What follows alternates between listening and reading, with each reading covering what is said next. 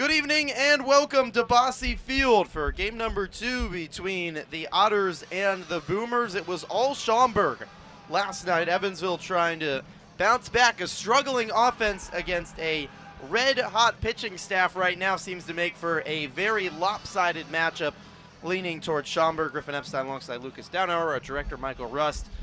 Lucas, it was all Schaumburg last night. Evansville really needs to find something offensively in these next 2 games, or there's going to be some serious concerns about the Otters' bats going forward. Yes, certainly. As we talked about in the post-game show, there just seemed to be a real lack of quality in the at-bats at the plate. Just lots of strikeouts, a lot of infield pop-ups early on in the count, and when the Otters were succeeding there for a good chunk of the season, we saw them go late in counts, just have really good situational hitting, and that's certainly what they're going to be looking to get back to this evening.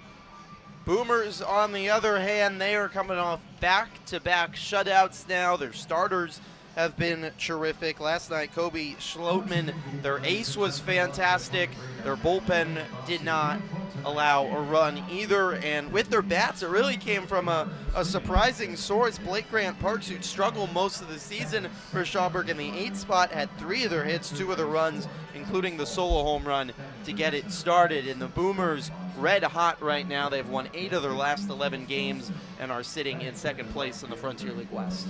Yeah, we talked so much about how strong the top 4 in that Boomers lineup is, but how about Blake Grant Parks last night? The first home run of the season off Tim Holgrafer, and it comes from someone you wouldn't have necessarily expected. The Boomers, a squad that doesn't hit a lot of home runs. They're last in the league in that category, just 12 of them on the season, but how about a 3-hit night from the Boomers catcher last night? So an impressive night last night for Schaumburg. They're going to look to take the series here tonight against the Otters, and their starting 9 will sound like this. Gage Howard leading things off. For the 12th consecutive game, he plays DH. Travis Holt is in the starting lineup for the first time this series. He bats 2nd and plays 3rd base. Brett Milazzo, center fielder, bats 3rd. Chase Dawson in the cleanup spot and playing left field. Blake Berry batting 5th, and he's in the field today playing right field. Kyle Fitzgerald bats 6th and plays first base. Alec Craig, the shortstop, bats 7th. Blake Grant Parks, he's batting 8th and playing catcher. And Will Prater rounds out the lineup, playing 2nd base for the Schaumburg Boomers.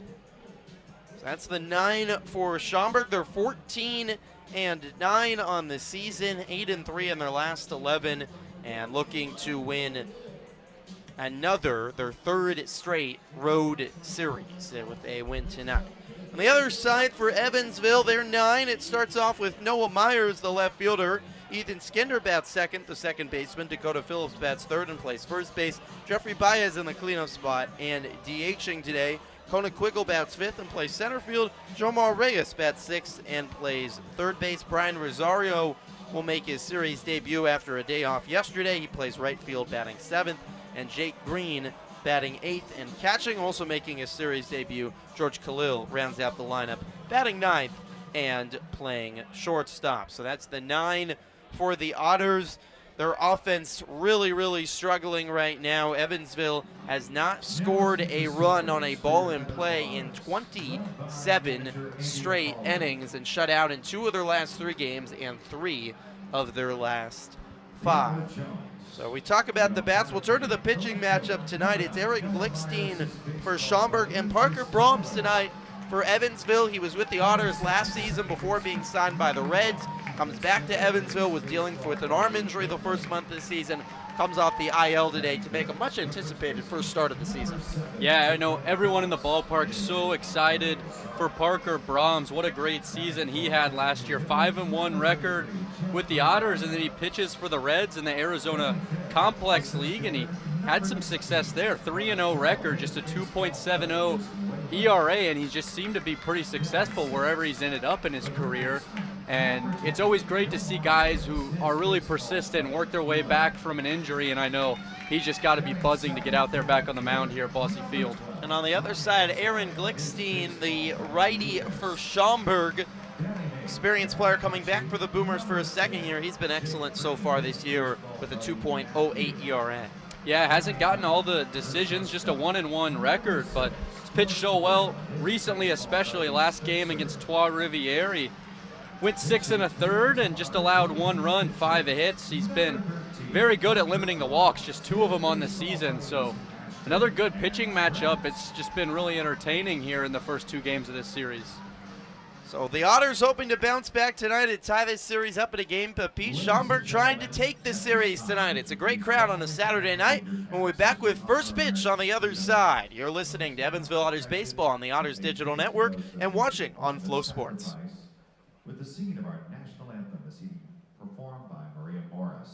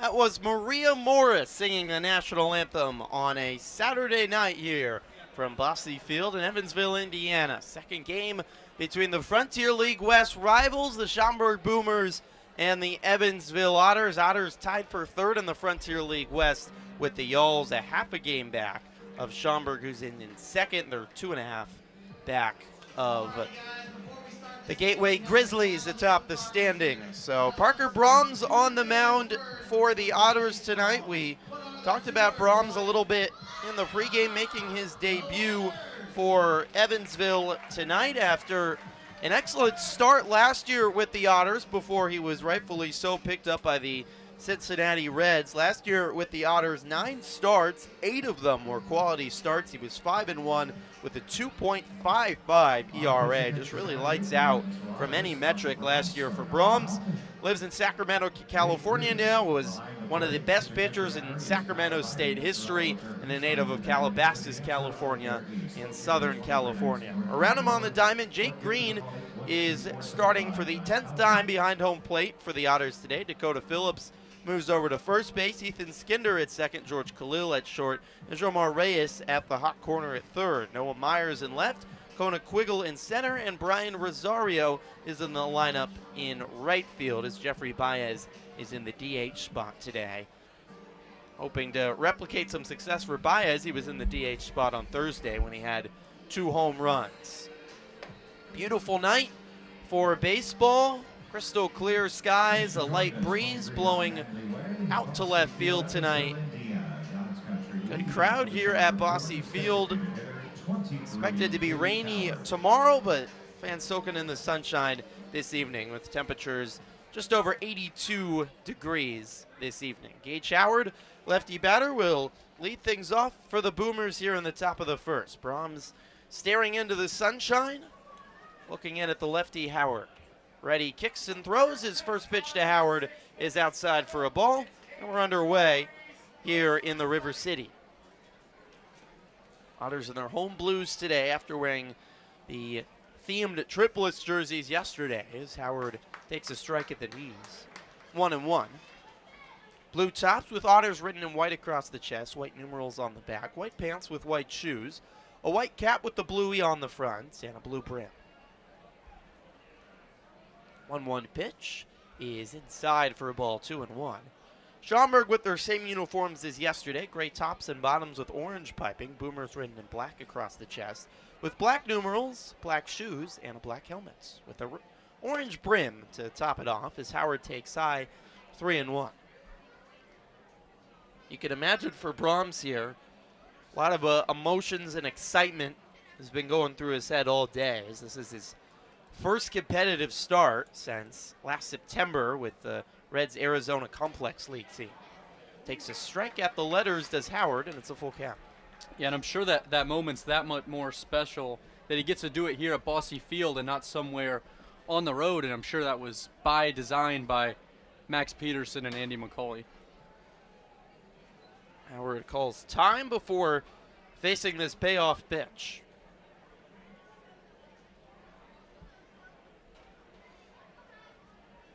Brahms looking in, high set, winds and throws, and Howard chops one left side and foul into the seats. Brahms has been traveling with the Otters throughout the season, and he's slowly kind of warmed up over the course of the year. Bullpen sessions, then some live bat sessions earlier this week, and now finally off the IL in the game. Howard swings and drives one into center, a one-hop in front of Quiggle for a base hit. A leadoff knock for Gage Howard here in the top of the first. The Boomers had 11 hits yesterday. It was tied for the most hits the Otters had given up in any game this season. And the first batter, they're off with another hit today. Brings up the third baseman, Travis Holt, one of 3 righties in the lineup today for Schaumburg, as Holt takes a strike. 2 righties make it. They had 1 righty in the lineup yesterday, which was Grant Parks. Holt is now the second righty today. Heavy lefty team of Schaumburg. Howard takes inside for a ball, 1-1.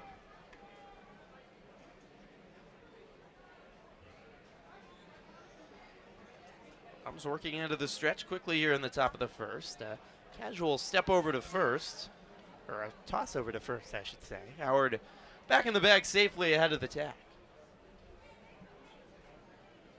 Really good crowd on this Saturday night. Hoping to see some Otters runs as Howard takes up and away 2-1. Yeah, Brahms just struggling a little bit to get on top of his pitches. Just needs to finish his pitch a little bit more out in front of him and find that release point, but something that'll just come as you get settled in. Winds and throws inside, 3-1 to Howard.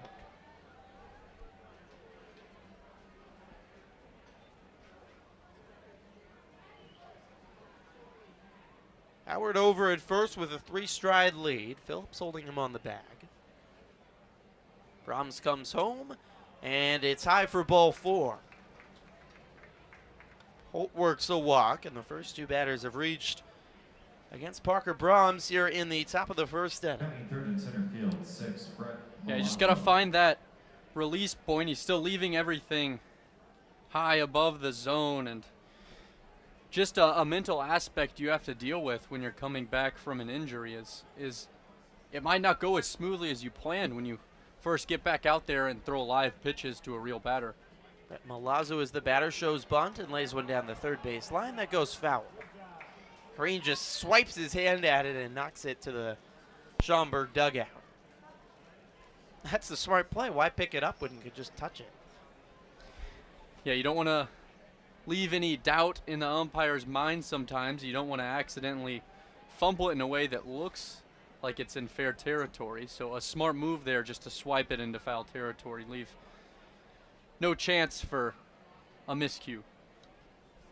Howard at second, Holt at first with nobody out here in the top of the first inning. Boomers trying to strike first after shutting out the Otters yesterday 6-0. Brahms comes home and Milazzo takes outside 1-1. Didn't show bunt that time. Milazzo, one of the top bats on this Boomers squad, hitting .302 on the season, third best. Maybe would make it a little surprising he tried to lay down a bunt. With the surprise element out of play, doesn't appear to be trying to, and he swings and misses at a fastball up 2-1.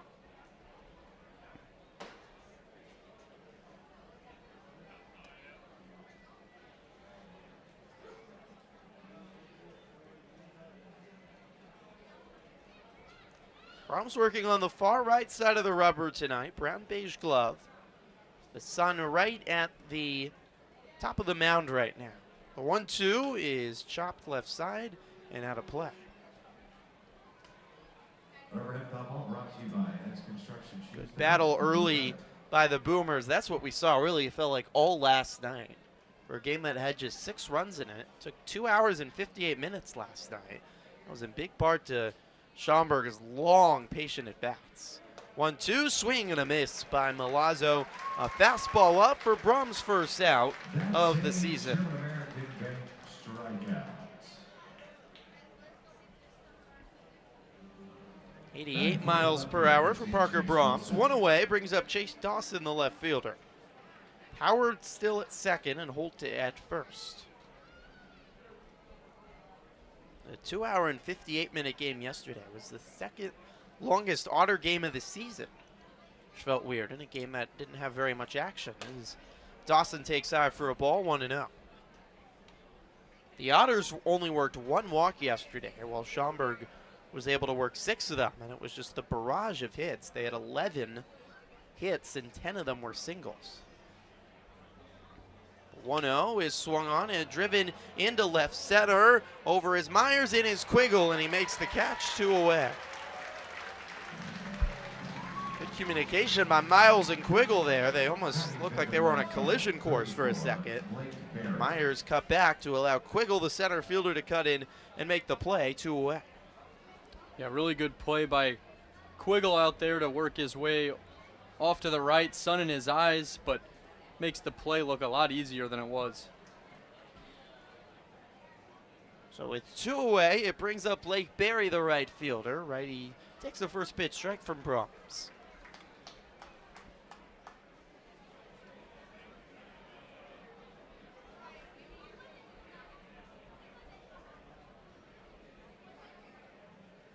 Here comes the 0-1. It's outside, 1 ball and 1 strike. Brahms' 9 appearances last year. Went 6 innings at least in all 9 of his starts. 8 of the 9 were quality outings as well. The only one that wasn't is Berry fouls it away. He allowed 4 runs in and went 7 1/3. Choose the best, never regret it. That's something that sticks out when you look at his game log from last year. He had back-to-back games towards the end of his Otters tenure where he had 13 strikeouts against Florence and then 12 the next outing against Lake Erie. Can be a strikeout machine at its finest. The 1-2 is high, 2-2. He's the all-time leader in strikeouts at Sacramento State.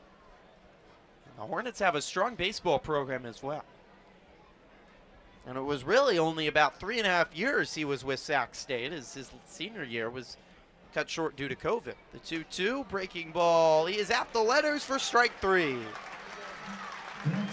Berry left looking, and Brahms, in his first outing of the season, works around some trouble to get the last 3 outs. We'll go to the bottom of the first, where we'll see the Otters bats for the first time tonight. Scoreless on the Otters Digital Network and Flow Sports. Otters fans starting things off tonight with the Taroni's Pizza Race, featuring Caitlin, Bentley, Charlotte, and Kellyanne. And we've got a race from first base foul line to the third base foul line, carrying our pizza boxes as if we were delivering those delicious pizzas from Taroni's. Racers, on your mark, get set, go!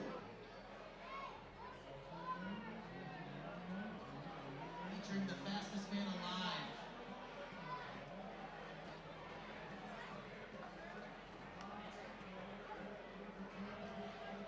Some great racers, a round of applause for all of them. Caitlin, Bentley, Kellyanne, and Charlotte with the Taroni's Pizza Race. Way to go. Music. Thank you so much, Clay. Our pitcher battery is Aaron Glickstein on the mound and Blake Grant Parks behind the plate. That's powered by the Answer Auto Repair East 2319. North River Road, 812-475-9000. Tell them Zane from the Otters sent you.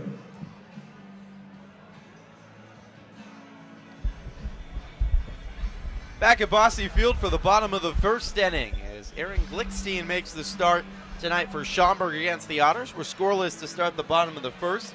Back-to-back Glickstein in the pregame show off to an excellent start this season in his second year with the Boomers and the third in the Frontier League. Glickstein 1-1 on the year, but he's worked 3 straight quality starts for a 2.08 ERA.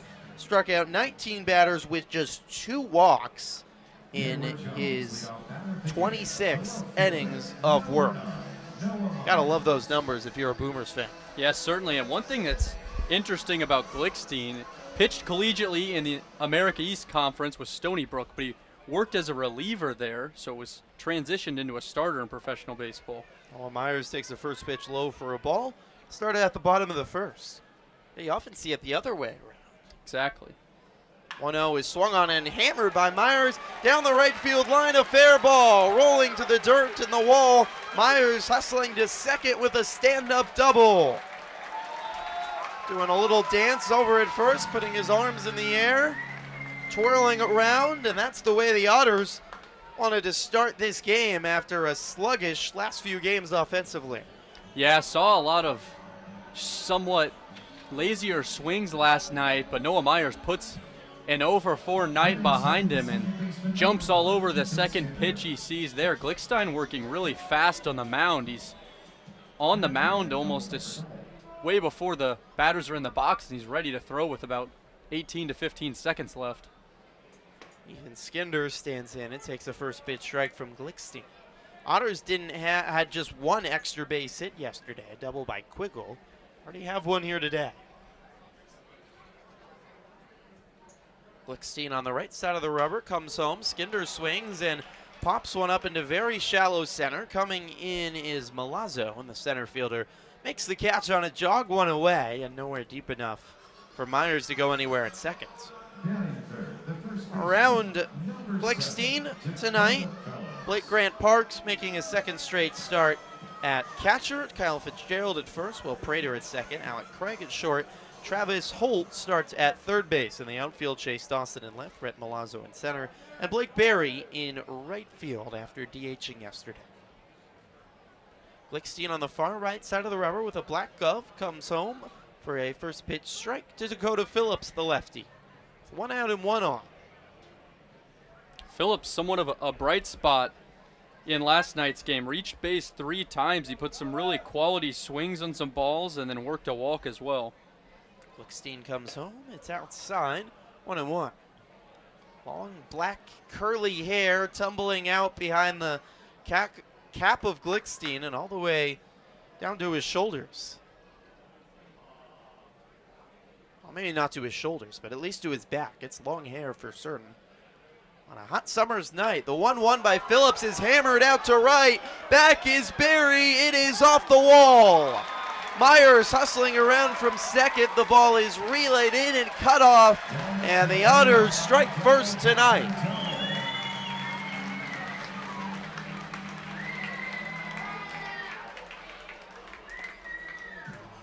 Phillips hammering one off the wall, and the 27-inning streak of an Otters run with a 27 innings without an Otters run on a ball in play is over here in the first inning.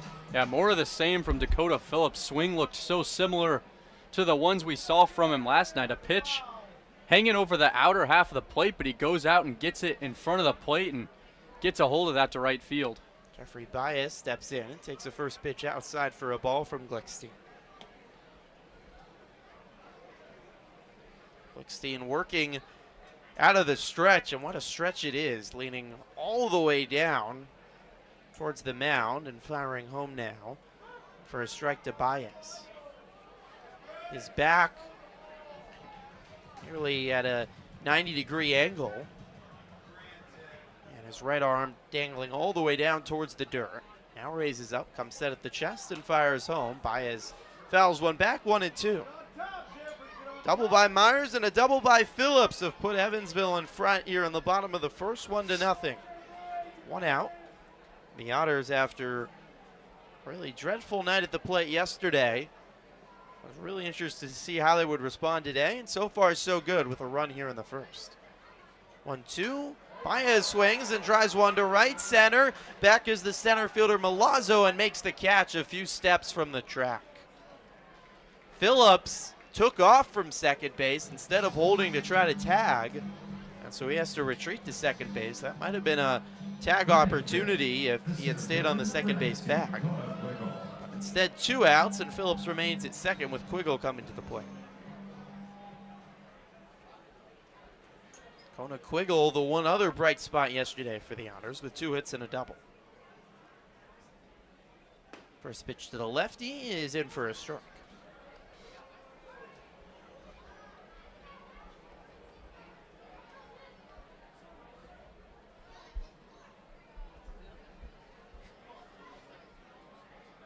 That was the 0-1. It swung on and hammered out to right.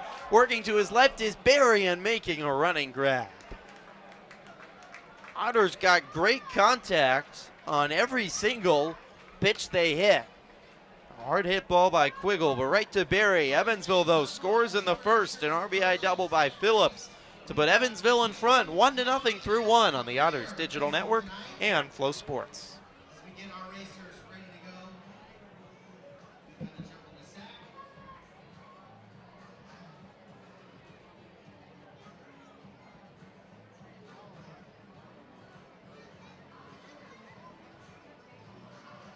Tough stuff. All right, racers, on your mark, get set, go. Oh! What a comeback! Great job to Peyton, Gianni, and Zofir. Shepherd Insurance is the one-stop shop for all your commercial, personal benefits, and financial insurance. Creating relationships, finding solutions, protecting you. Shepherd Insurance.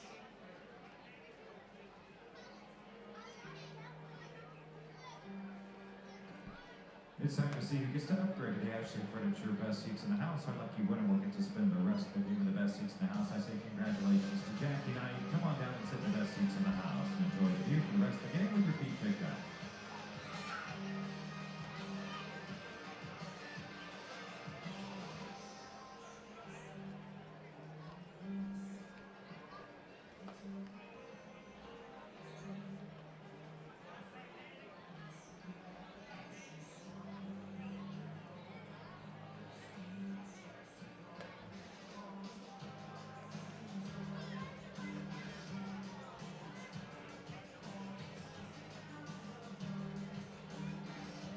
Leading off, batting 6, at first base, 5, Kyle Fitzgerald.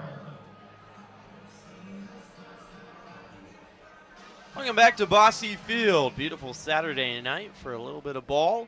Kyle Fitzgerald leads things off in the top of the second inning. Evansville leading 1-0 over Schaumburg.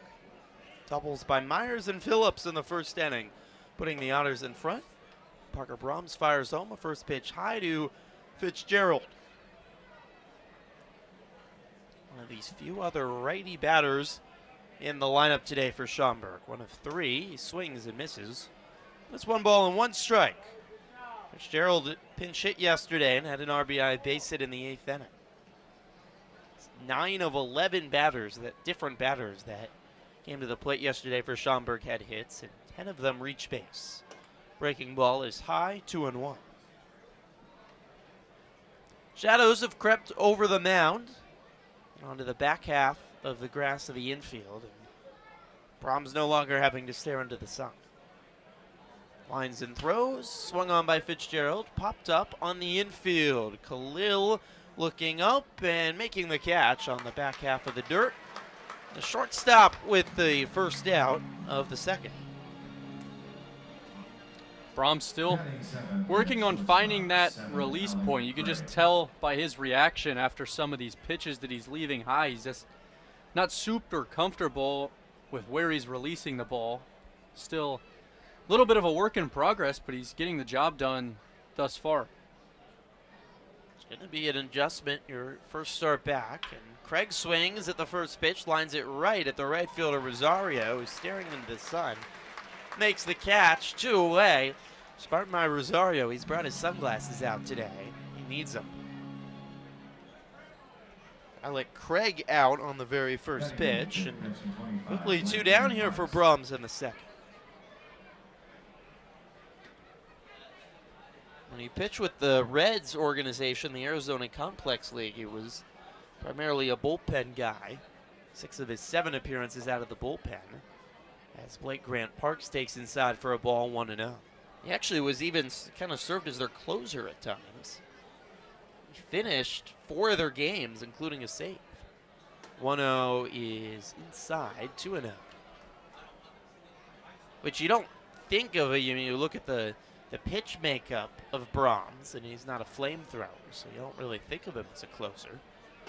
1-1 is outside, 2 balls and 1 strike. Yeah, and looking at his pitch arsenal, his breaking ball is a little different than what we usually see in the Frontier League. Lots of sliders, but Brahms goes with more of a traditional 12-6 curve. Up and into Grant Parks, 3-1.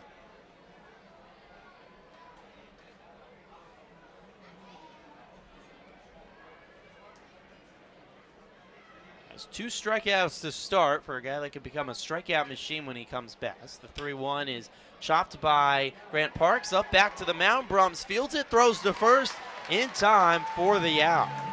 Some funky, slow hops, and Brahms had to rather awkwardly come off the mound to grab it, but gets Grant Parks, and he sends the Boomers down in order in the top of the second. 1-0 lead for the Otters on the Otters Digital Network and Flow Sports.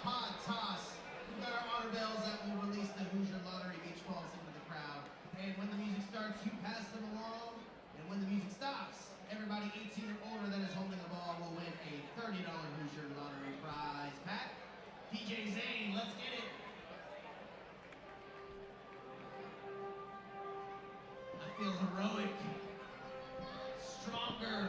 You're heroic in my eyes, Clay. That makes one of us. And since this music is playing, those beach balls now weigh 100 pounds. You are all strong. Pass them around. Hold on to it. Music has stopped. If you have that ball, congratulations from the Hoosier Lottery and the Evansville Otters. Honor staff will tell you how to claim your prize. Remember, you must be 18 or older to play and win, and please play responsibly.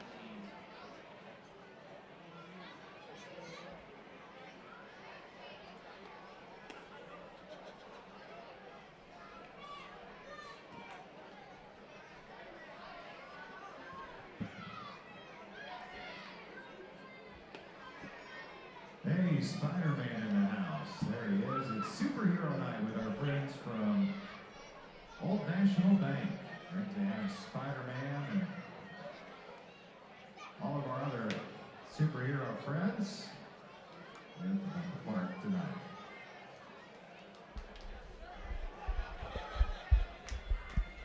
Bottom of the second inning from Evansville. It's a 1-0 lead for the Otters over the Boomers in the middle game of this 3-game series. Evansville, after being shut out last night, taking a 1-0 lead into the bottom of the second inning with doubles from Myers and Phillips, putting Evansville in front. Jomar Reyes, the third baseman, will lead things off for the blue and white here in the bottom of the second. Aaron Glickstein back on the bump. Einzen throws, and Reyes takes the first pitch, breaking ball for a strike. Reyes hitting .310 on the year with a team-leading 27 hits. The 0-1, swing and a miss, 0-2. Reyes had one of just the 6 hits last night for the Otters. And he has hits in 18 of his 22 games played this year. The 0-2 is fouled straight back. One thing we've always said is he's just kind of quietly led this offense. Not a lot of really flashy hits, not a ton of power as we would have expected watching him in preseason, but he's gotten the job done at the plate. 1-2 is chopped softly on the left side of the infield. Charging to the shortstop, Craig throws to first in time to beat Reyes. Well, for a speedy runner down the line, that might have been trouble, but Craig gets short, able to throw out Reyes as he lumbered down the first baseline, 1 away. It's a really good throw by Craig to just in stride make that throw across his body, got it out of his glove really quickly and charged the ball very well. So bring up Brian Rosario with 1 out and nobody on. Rosario shows bunt and pulls it back. Oh my goodness. He shaved his mustache off. The 1-0 is swung on and driven over the glove of the second baseman Prater and into right field. Who needs a mustache? Rosario has a base hit. It's been a few games since we've seen Rosario, and how about that? Just wastes no time, steps up to the plate and drives a ball on the inner half of the zone, just catches it out in front. Really good swing on that ball, and guy who has 23 stolen bases on the year. He's quite the threat on the base paths. Well, the mustaches work for stealing bases, and there he goes on the very first pitch. Throw down to second is a good one, but not in time to get the fastest man in the Frontier League, who has his 24th stolen base of the season. That was Rosario just going over to first and saying, I don't care at all whatever else is happening. I'm stealing this base. It's been such a weapon on the base path and a really big tool for Andy McCulley to just immediately move himself over into scoring position. And it's his first stolen base of this season without his mustache. The 1-0 to Jake Green is in for a strike 1-1. I'm not sure he credited the mustache for stealing all his bases, but he did say that there was no reason to shave it off with how well he'd been performing base stealing wise, but he had been struggling at the plate lately. Green swings and grounds a hot shot right to the shortstop. Craig plays it off a hop, throws to first in time to beat Green. 2 away. It's another ball there. You mentioned at the end of the first inning, Otters putting a lot of really solid contact on the ball. Those flyouts they had in the first inning were all really well hit, just right at one of the outfielders. Another good swing there by Green, just straight at the shortstop, Craig. That brings up George Khalil with 2 outs and Rosario at second.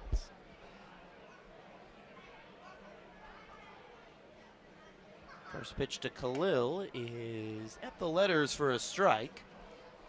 0-1 to the number 9 batter in this Otters lineup.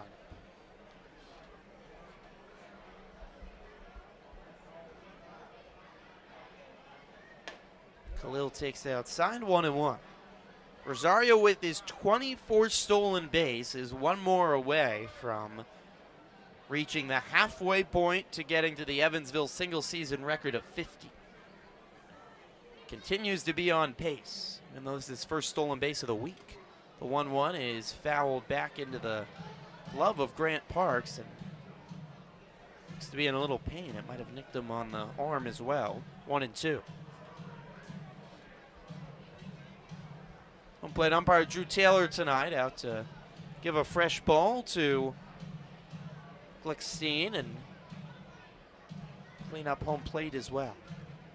Drew Taylor behind home plate, Martin Tim over at first, and Mike O'Leary at third. Our 3-man umpiring Frontier League crew this evening. 1-2 count with 2 outs here in the bottom of the second. Glickstein winds. Peeks back at second and throws. Swing and a miss by Khalil.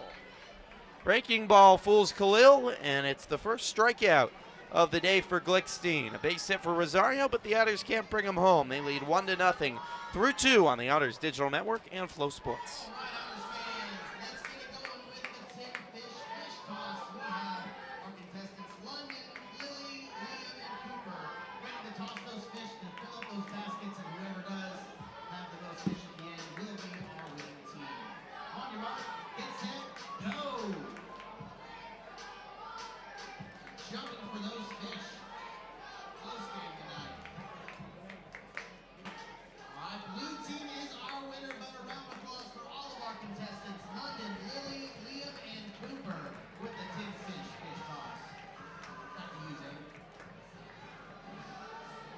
Thank you so much, Clay. Otters are back tomorrow. River City Pride Night, Dog Days of Summer, $2 hot dogs, and bring your 4-legged friends. And after Sunday, our next home game is Friday the 16th, the series against the Gateway Grizzlies. Tickets at EvansvilleOtters.com, 812-435-8686.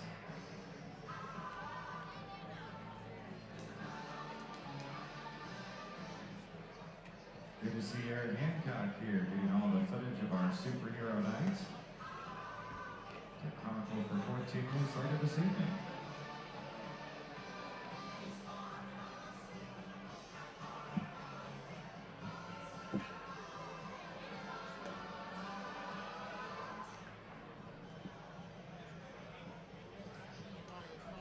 Batting ninth at second base, Will Prater.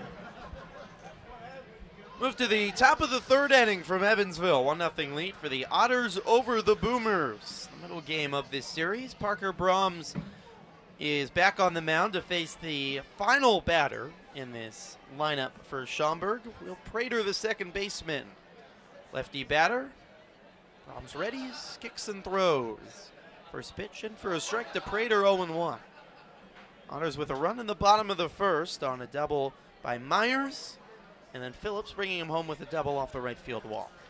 A 1 to Prater is low, 1-1. It's superhero night here at the ballpark tonight. Lucas, who is your favorite superhero? That's a good question. 1-1 is outside, 2 balls and 1 strike to Prater. I can't say I was ever super into superheroes. I'll tell you what my answer was, because I was forced to answer in the creation of a TikTok. As Prater swings and fouls one left field line out of play. Some of the front office interns were making a TikTok asking people what their favorite superhero was, and I disappointed them, I think, with my answer, as I was also someone not to watch a lot of superhero movies growing up. The 2-2 to Prater is swung on off the inside of the bat. Grounder to Khalil, throws to first in time to beat Prater by half a step. Jammed him on the very inside of the bat. 1 away. So who'd you go with? Well, someone that really only watched sports growing up. I went with Peyton Manning as my favorite superhero.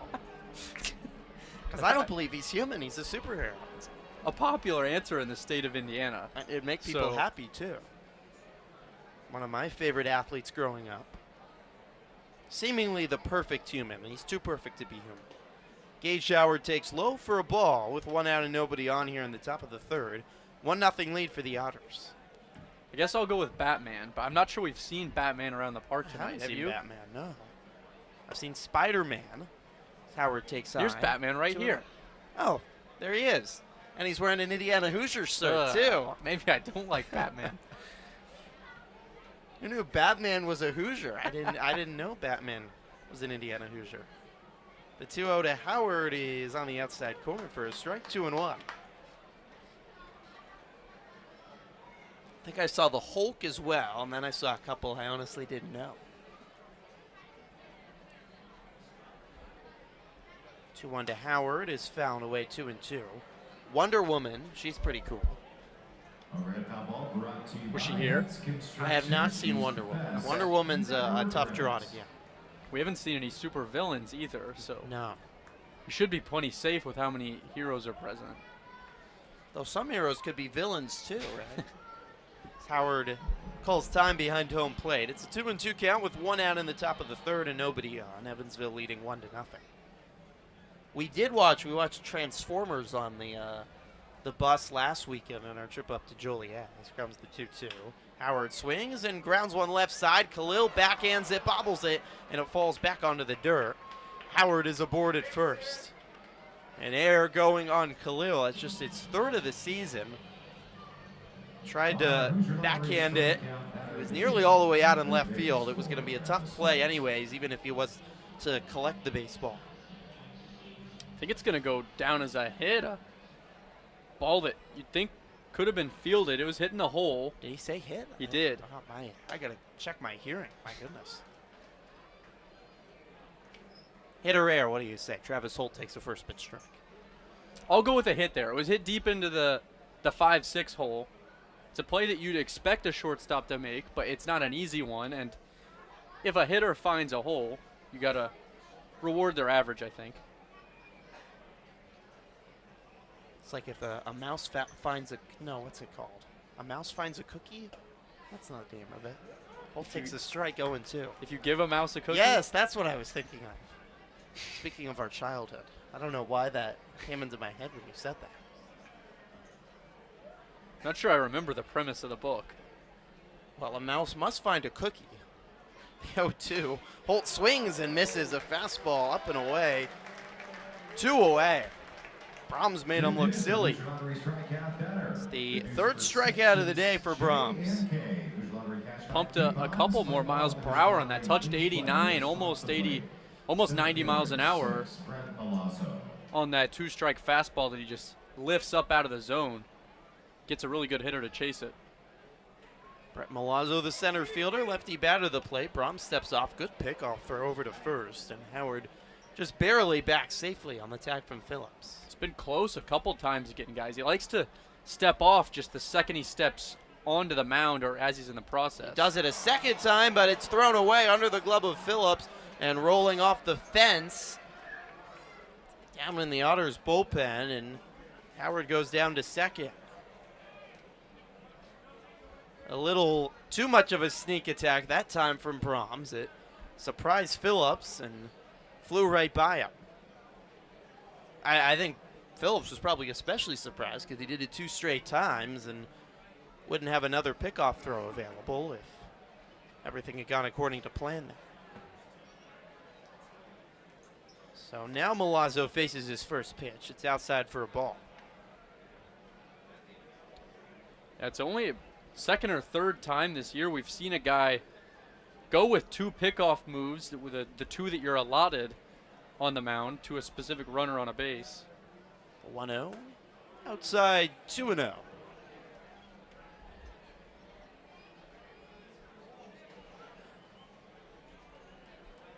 Howard at second with 2 outs here on the top of the third. A 1-0 lead for the Otters. Brahms winds and throws. Outside 3-0. Infield pretty much all in shadow now, but center and right are staring right into the setting sun on a fantastic Saturday night. 3-0 pitch is low for ball 4. 4-pitch walk to Milazzo brings up the dangerous Dawson with 2 on and 2 out here on the top of the third. Dawson. It's the second walk of the game for Brahms.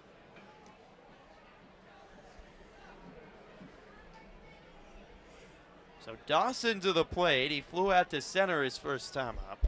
Leader in batting average, hits, RBIs, stolen bases for the Boomers. Lefty batter takes a first pitch high as Brahms slipped a little bit on the mound and had to catch himself as he tumbled towards the right side. Jake Green is on out to have a word with Brahms, who's thrown 5 straight balls after that wild pickoff throw over at first. Yeah, how about Chase Dawson? Comes into this game batting .381, a guy who played collegiately at Valparaiso in Indiana. In his senior year there, he hit .324. He's been very successful in his 4 years with the Boomers, including this season. And he grew up not too far from Valpo in Chesterton, Indiana. Porter County is the 1-0 is outside 2-0. That's up in the region, just outside of Chicago. So he's actually much closer to Schaumburg than he is to Evansville, even though he's in the same state here. I'm a big fan of the region. Northwest Indiana. That's an opinion to have. The 2-0 is outside 3-0. I think all 4 corners of Indiana are great. Okay. And we're in the southwest corner. It's a great corner. The northwest corner, though, I mean, that's 2 really good corners of the state. That'd be a tough one to pick. The 3-0 to Dawson is on the inside corner of the plate for a strike, 3-1. You are also close to Chicago up there, which is a big plus. so it gives you somewhat of a halfway point between Indianapolis and Chicago. You've got the Indiana Dunes as well on the shores of Lake Michigan. Lots to enjoy. The 3-1 swung on and fouled left side and out of play. So a full count now to Dawson with 2 on and 2 out in the top of the third. A 1-0 lead for the Otters over the Boomers.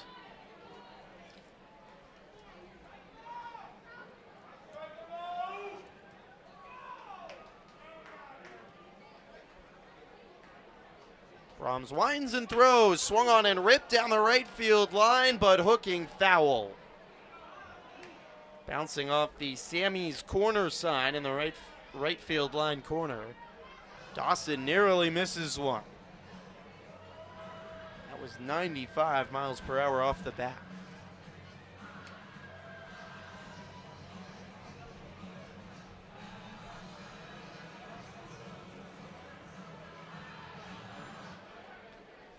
So another payoff pitch coming in this battle between Brahms and Dawson.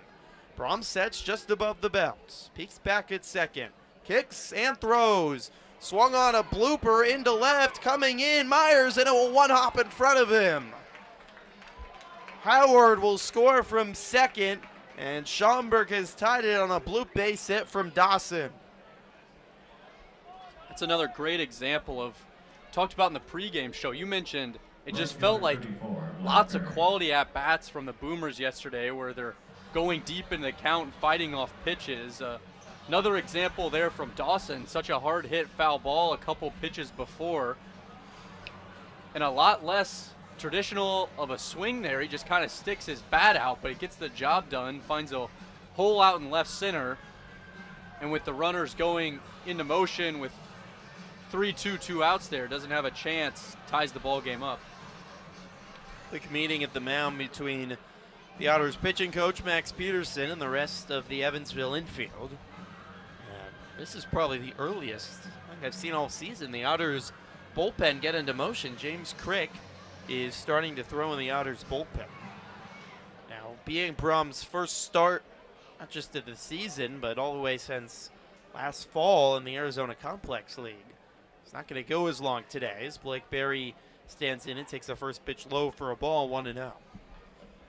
Dawson an RBI base hit to tie the game up at 1. Milazzo at second and Dawson now at first. It's tough luck too for the Otters. If there's not 2 outs, the runner doesn't score because he would have had to wait to see if it was caught. As Berry takes high for a ball, 2-0. But with the runners going on contact, Howard was easily able to score from second. Comes behind Berry 2-0. He winds and throws. Runners go as Berry fouls it away. Delayed steal by Milazzo and Dawson with Brahms paying them little heed. Yeah, I don't think anyone in the Otters infield was expecting that, and runners got a really good jump off their secondary. I think it almost certainly would have moved them both in the scoring position.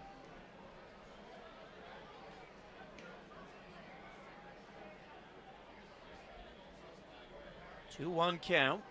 Brahms kicks and delivers. At the knees for a strike. Pretty breaking ball, 2-2. A strike away from getting out of the inning.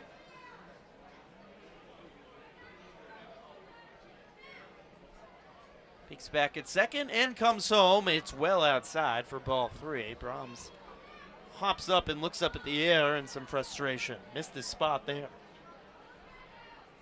Another full count pitch. Dawson won the battle on a payoff pitch last time. Now it's Berry for the Boomers. Brahms winds and throws. It's low for ball 4. First baseman, 5. Second walk of the inning for Brahms, and the bases are loaded with 2 outs. It's been an issue for the Otters lately. We saw 20 walks from the pitching staff in those 3 games against Tri-City and then 6 more last night. Trend that just seems to keep continuing. It's the 3rd walk of the game for Brahms. Now he faces Kyle Fitzgerald, who takes the first pitch inside for a ball. Crick continuing to throw in the Otters bullpen. Brahms is, wow, this is going to be his 65th pitch, only in the 3rd inning. 1-0 to Fitzgerald is inside and it hit him. Hit him on the hand. Fitzgerald is hit in some pain, and this will walk home a run. I think for a second there's some confusion. We're going to see the Otters coaching staff come out here that thought maybe that ball hit the handle of the bat, which would cause it to be a foul ball. Andy McCauley's going to have a word here with our home plate umpire. McCauley is pointing at the other 2 umpires, saying, ask them, did they see if the ball hit the handle of the bat. I think his main issue is that Drew Taylor appealed that to Mike O'Leary, who's on the left side of the diamond, but that's not his call. It should have gone down to the first base umpire, Martin Tim. And now we're going to have a meeting from all three umpires. Well, it certainly did hit the hand of Fitzgerald, but if it hit the barrel first, then it would be a foul ball. I think the other thing being argued by the Otter staff is that he offered on the pitch, because somewhat in self-defense, his hands broke forward just a bit. Well, he's not going to win the argument. Fitzgerald is hit, so it walks home Milazzo from third, and Max Peterson is on out to take Brahms out of the ball game. Bases are still loaded with 2 outs. 2 runs have come across here on the top of the third, and James Crick is coming in the game for the Otters to try to stop the bleeding. 2-1, Schaumburg leads in the top of the third. Bases loaded with 2 outs. Back in a moment on the Otters Digital Network and Flow Sports.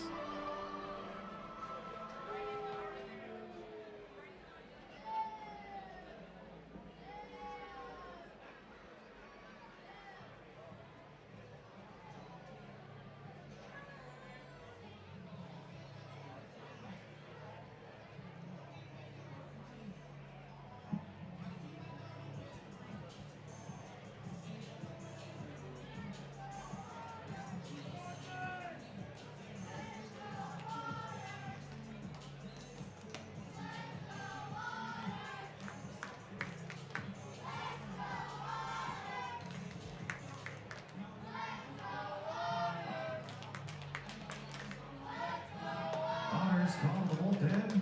James Crick hitting the pitch tonight. Crick is on the mound. Green behind the plate. The pitcher gets your battery is powered by the Answer Auto Repair East. Find your battery needs at the Answer Auto Repair East. 2319 North River Road. 812-475-9000. Tell them same from the Otters. Say you.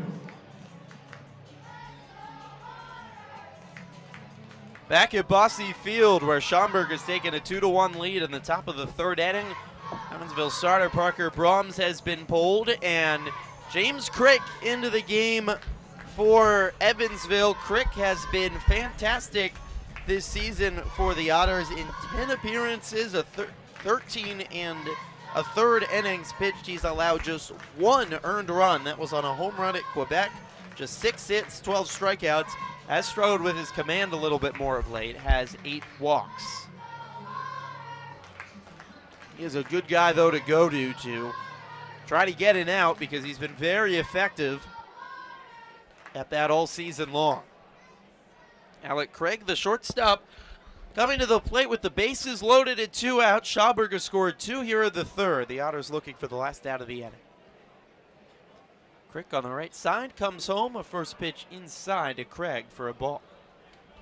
This is the Parker Brahms on, as you'd expect, somewhat of a short leash coming back after being injured for so long.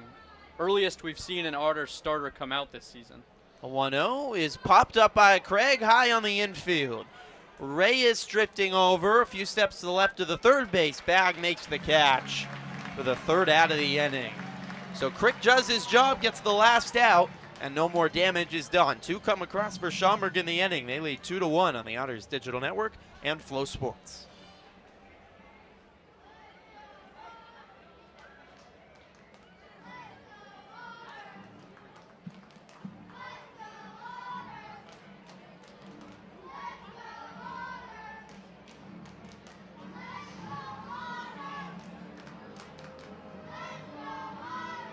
There's a live look at Superhero Night. We have Spider-Man here on Otter Vision.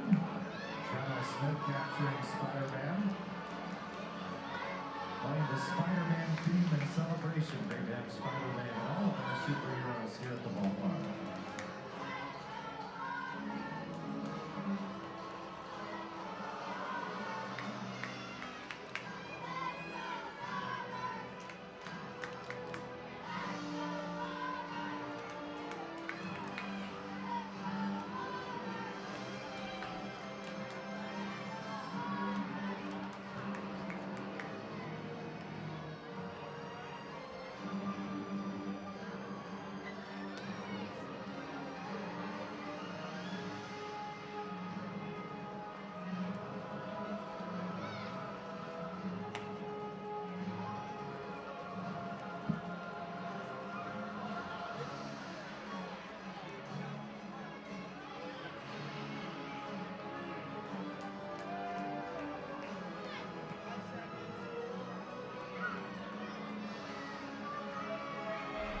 Welcome back to Bosse Field on Superhero Night at the ballpark. We've got Spider-Man in attendance, another superhero that I need my brother here to help identify. I don't know the girl in the white suit, what superhero that is. Do you know, Lucas? I do not. I don't think I watch enough movies in the recent years to know who all these figures are. I'm going to get my parents to call my brother, and we'll figure out who that other superhero is in attendance on Superhero Night on a Saturday night. Noah Myers leads things off for the Otters in the bottom of the third. He takes the first pitch outside for a ball. Schaumburg leads 2-1 on a Saturday night, middle game of this 3-game series. 1-0 is at the knees, just low, 2-0.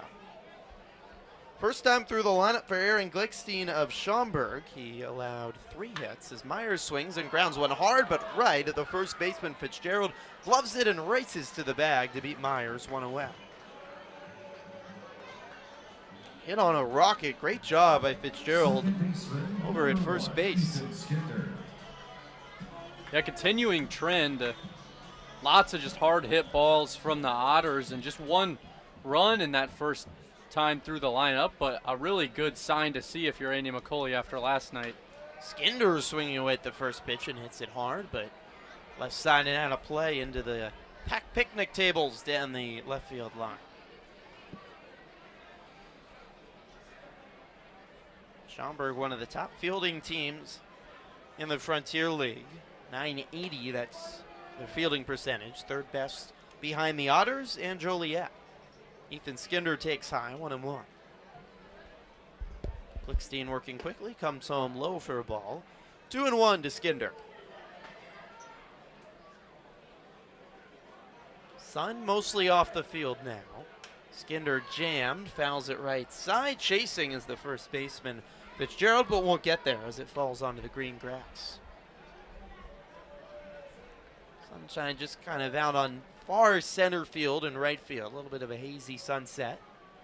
And shining brightly, though, on the Crawford Doors building out past center field on the other side of Heidelbach Avenue.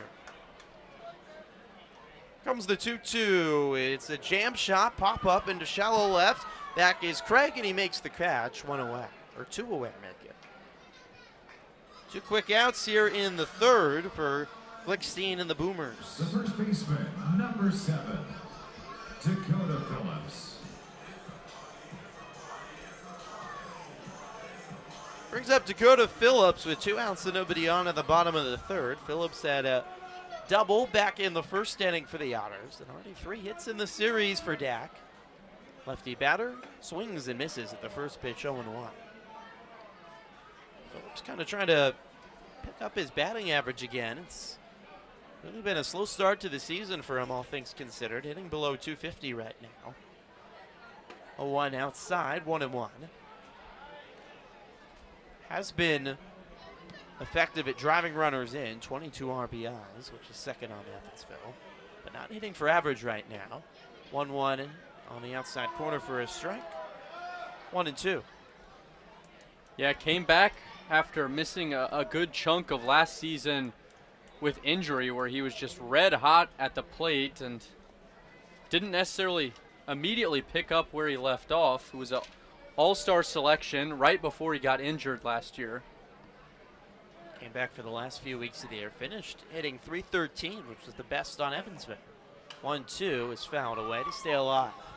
Overhead that ball brought to you by Heads Construction. Choose the best. Never regret it. In his 4th year with the Otters, going all the way back to 2019. There was no Frontier League season in 2020. 1-2, swing and a miss, and Phillips strikes out. Glickstein, a great third. He sends down the top of the lineup in order. The Boomers lead 2-1 through 3 on the Otters Digital Network and Flow Sports. Alrighty, Otters fans, superheroes fly and so do these pigs because it's time for the Hickory Pit Stop Contest. We have AJ and Emily. Waiting to see who can fling their pig to the farthest side.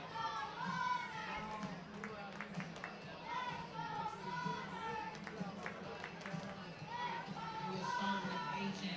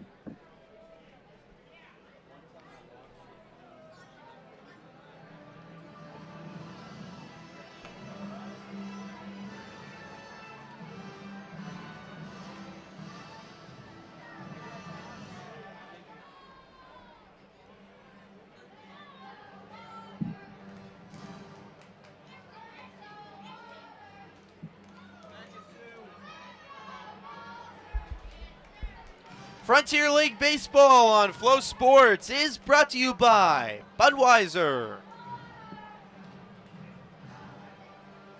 3 complete from Evansville. A 2-1 lead for Schaumburg over Evansville. 2 in the third for the Boomers after the Otters struck first with 1 in the first. The Boomers chased Parker Brahms in the bottom of the 3rd inning. James Crick got the last out. And now out to start the 4th as Blake Grant Parks fouls the first pitch away. Evansville, this is a remarkable stat. It shows the strength of really the starting pitching this season for the Otters.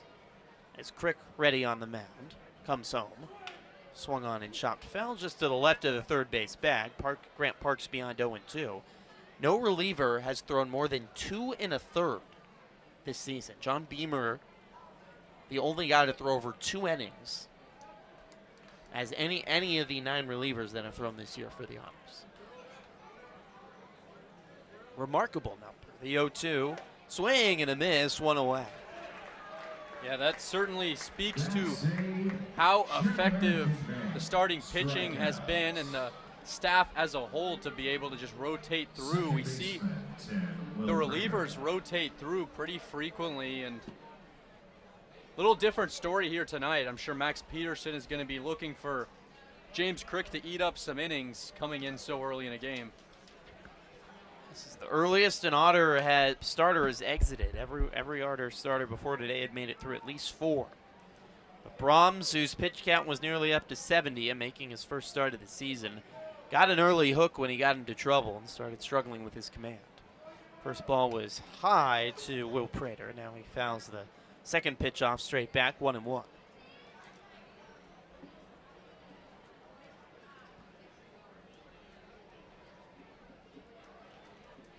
Crick has not been a starter in his career. Not again. It typically goes super long. Season high 2 innings pitched this season as Prater takes low for a ball, 2-1.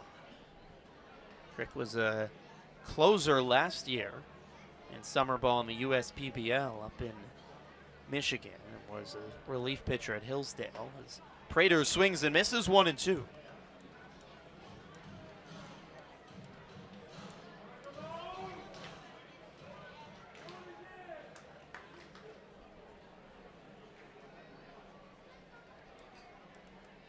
Crick winds and throws. Prater swings and lines one off the glove of a diving Reyes, who can't make the catch. Falls onto the dirt. What a play that would have been by Jomar Reyes at the hot corner. Full extension from the third baseman. It bounced right off his glove. Yeah, I thought he had that ball for a second. Certainly living up to the name of the hot corner, though. Not much time to react there. A really good attempt from Jomar Reyes. Go down as a base hit for Prater. Second infield base hit for Schaumburg, and they have 4 base hits on the day already. 1 on and 1 out. Back to the top of the order, engage Howard. Crick a long wait on the mound. Now comes home. Breaking ball is low, 1-0. Crick has pitched 2 innings of work 3 different times this season for the Otters. 13 1/3 total innings pitched in 10 appearances.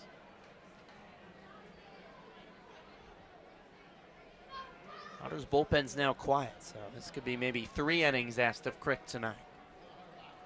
The 1-0 is swung on by Howard, hit hard into center. Coming in is Quiggle. He's going to hold up and let it bounce in front of him for a base hit. It is a 3-hit day already for Gage Howard. For Travis Holt. That's how a leadoff man makes an impact. My goodness. Yeah, was batting .345 coming into this game. Just 1 for 5 yesterday at the plate, but guy who had a really good college career, and he's just had a really aggressive approach here today. So 2 on with 1 out for Travis Holt, the third baseman, who's struck out and walked so far today. Righty batter to face the ready Crick comes home, and Holt sprays it foul. The Schaumburg offense right now looks relentless. Confident, they're poised, they're battling at the plate, making things difficult for the pitcher. They had a slow, really, start to the season. It's all clicking right now. Second in the Frontier League now in batting average at 280. Swung on by Holt, popped up behind home plate and out of play. Prater was going from second, but foul ball after return back to the base. It's interesting you mentioned second in the league in batting average today, because going into the series just right before yesterday, they were 6th in the league, 12 hits yesterday, and they really do just seem to have such a good, confident approach at the plate. Time is called by Holt. Step out behind 0-2. 5 hits today after an impressive day at the plate yesterday for Schaumburg with 12 hits. The most the Otters have given up in a game this year. Crick steps off and watches Prater back to second. Doing a lot of dancing over at second base is Prater, and Skinder is shaded over behind the second base back, but not fully covering. Crick peeks back at second again, and swiveling around like an owl, now comes back home and fires a curveball that slipped and nearly hit Holt, who had to turn out of the way. 1-2.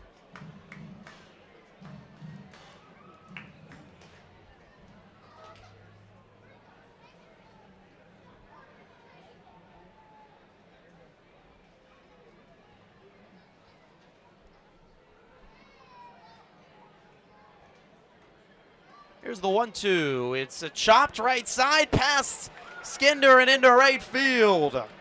Prater hustling around from second, dives in safely under a throw. Phillips throws back to first to get Holt, who had lingered too far from the bag.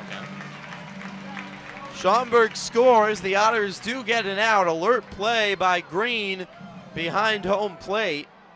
A late throw had no chance at catching Prater, but Green threw back to first as Holt took too big a turn around first, and Phillips applies the tag for the second out of the inning. It's 3-1 though now, Schaumburg. Yeah, a throw that I really thought probably should have been cut off in the infield. There wasn't going to be much of a chance for a play at the plate, but it actually works out in the Otters' favor as Green has some good awareness there. So still 2-on-2 at Milazzo, swinging away and grounds one past the shortstop into left. Myers' throw from home is late as Howard prances home to make it 4-2 Schaumburg. The 7th hit already of the game for the Boomers, and they lead 4-1.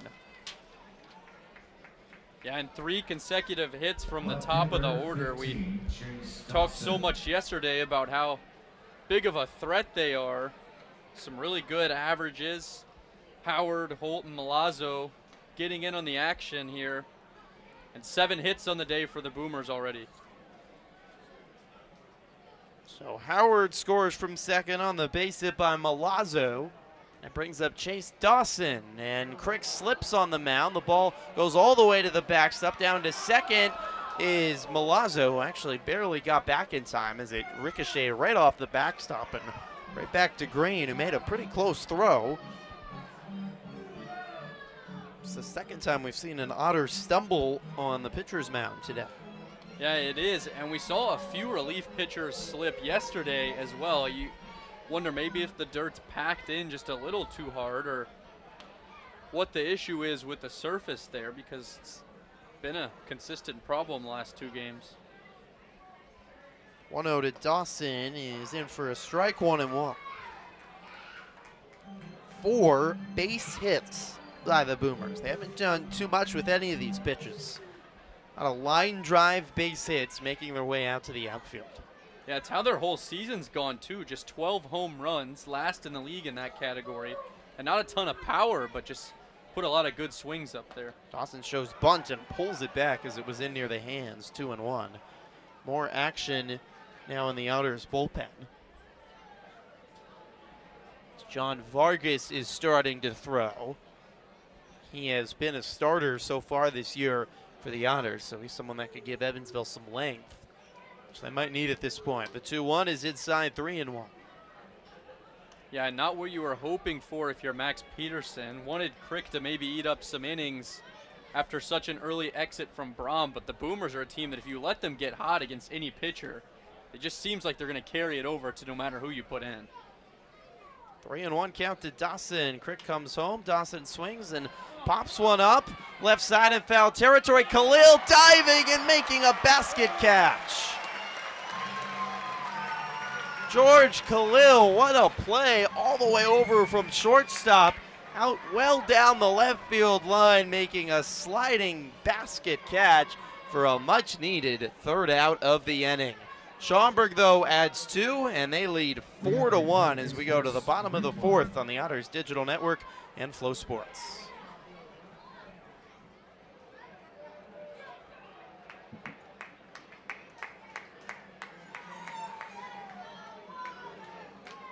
It's time to show us your best smiles for the Paramount Dental Smile Cam. Over 300,000 members trust Paramount Dental because it's based right here in the Hoosier state of Indiana. Paramount Dental has been ensuring smiles for more than 37 years. Keep smiling with Paramount Dental.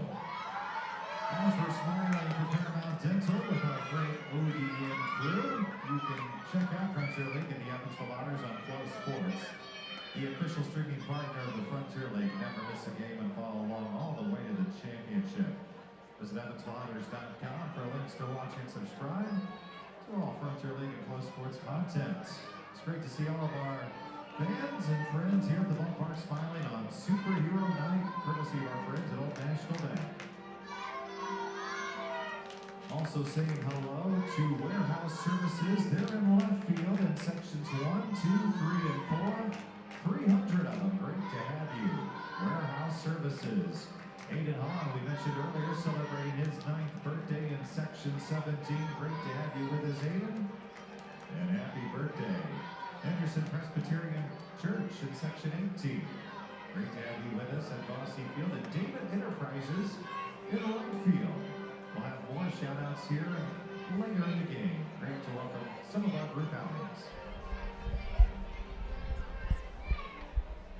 Welcome back to Bosse Field, a 4-1 lead for the Schaumburg Boomers over the Evansville Otters as we move to the bottom of the 4th inning. The Boomers putting up 2 in the 3rd and 2 in the 4th to take another lead early here in Eville as Baez leading off the bottom of the 4th takes a first pitch strike at the knees. Otters have only dropped the first 2 games of a series once this year as Baez swings and misses 0-2. That was at Quebec, and what felt kind of like an exception, Otters blew leads in both of those 2 games. The 0-2, Baez takes outside 1-2. Otters would end up winning the 3rd game. They haven't been swept in a series yet this year.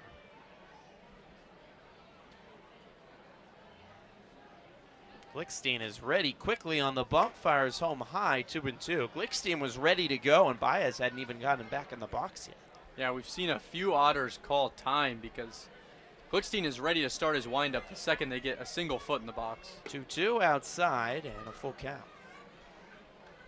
Just releasing at about 10 seconds on the clock, which starts at 15 with no one on. It's going to take a little bit longer and release it at 8. Swing and a miss by Baez. Baez down on strikes after his big series against Tri-City. He's 0 for 6 so far against Schaumburg. Yeah, and ever since his hot streak, he's struggled just a little bit with those outside pitches. Doesn't have a real closed stance, and he's been stepping out just a little bit more after seeing that power surge, and see a lot of pitchers targeting that outside corner. Now it's Kona Quiggle who swings and misses the first pitch he sees from Glickstein.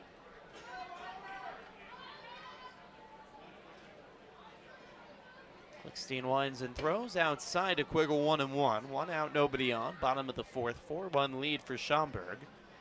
Quiggle had the RBI double off the right field wall. Or Phillips did actually, as Quiggle fouls one off. 2-1. Quiggle flew out to right, had a double yesterday. Dakota Phillips had the RBI double off the right field wall to score Myers, the Otters' lone run of the game.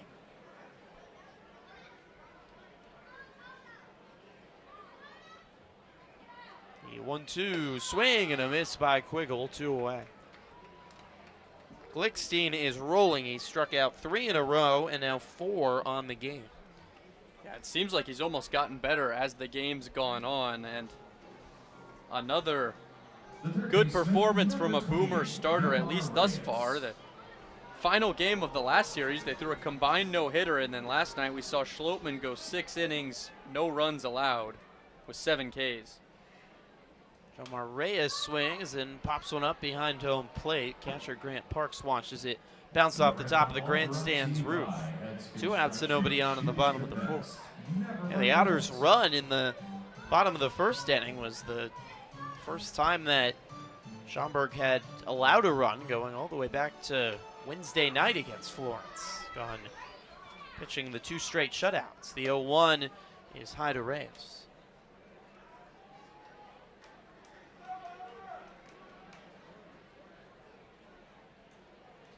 Been 18 2/3 straight as Reyes swings and grounds one up the middle. It's through for a base hit. Omar Reyes just seems to always find a way to get a hit in a ball game, and he does here with a 2-out knock in the 4th to disrupt the rhythm of Glickstein. Yeah, really good job there by Reyes. A pitch up in the zone, but he keeps his hands high and stays above the ball, just puts it right back up the middle. Brings up Brian Rosario with 1 on and 1 out. Glickstein working out of the stretch for the first time since the 2nd inning. Rosario takes the first pitch outside, 1-0. Reyes ended a streak of 7 in a row, retired by Glickstein. Wind and a throw, and Rosario takes outside again. 2 balls and no strikes.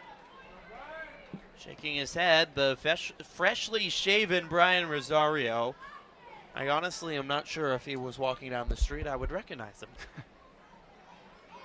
2-0 is outside, 3-0.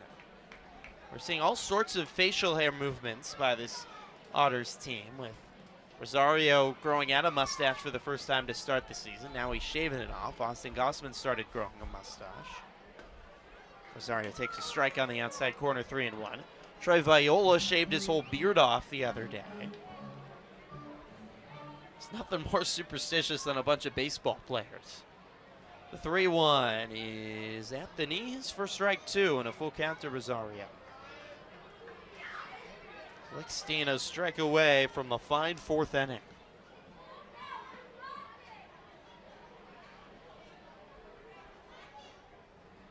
A kick and a throw. Rosario swings, a flare pop-up into left, drifting over is Dawson and makes the catch. Ball caught up in the air long enough for the left fielder to get there. So Glickstein works around a hit and calms the Otters' bats in the bottom of the 4th. 4-1, Schaumburg leads on the Otters Digital Network and Flow Sports.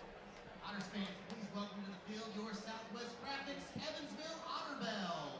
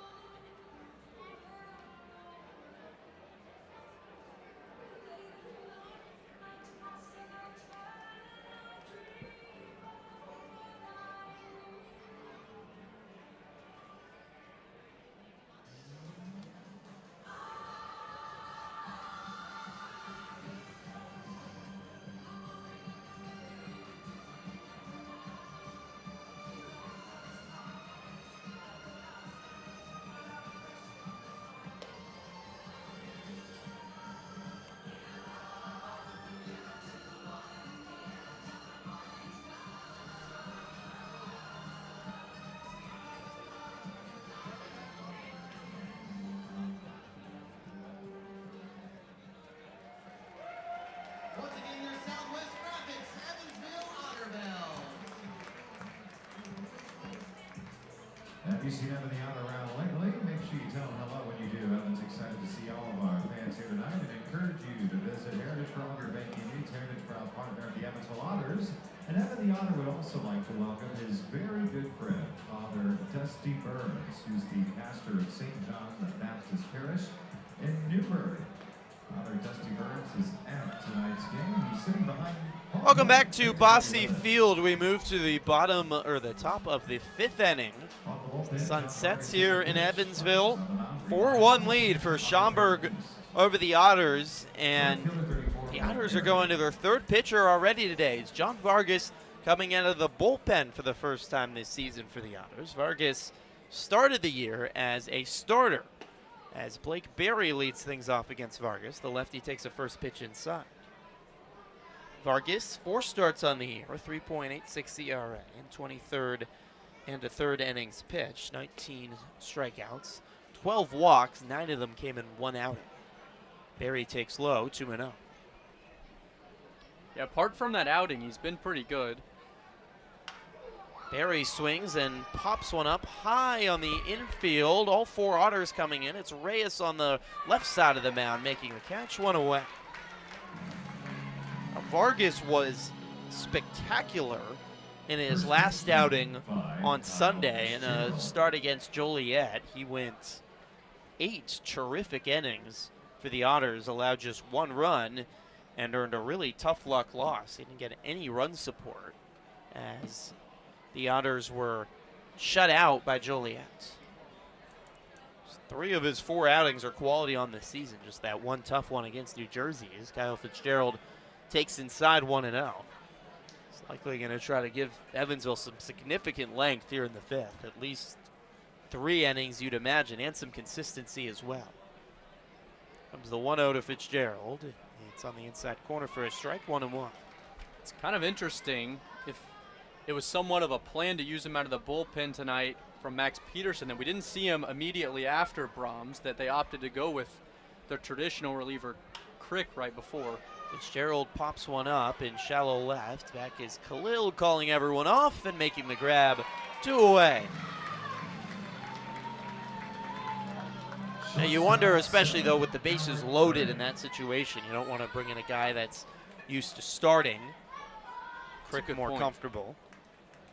Very good point.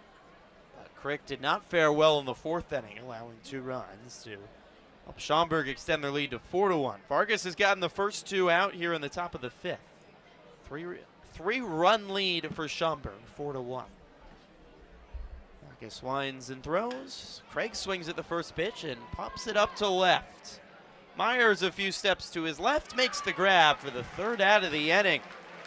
1-2-3 is easy as can be for Vargas in his first appearance out of the pen this year. Go to the bottom of the 5th inning. 4-1 lead for Schaumburg over Evansville on the Otters Digital Network and Flow Sports. Right now, we need to get loud. Let's get this energy going. Let's cheer on. We need some more runs in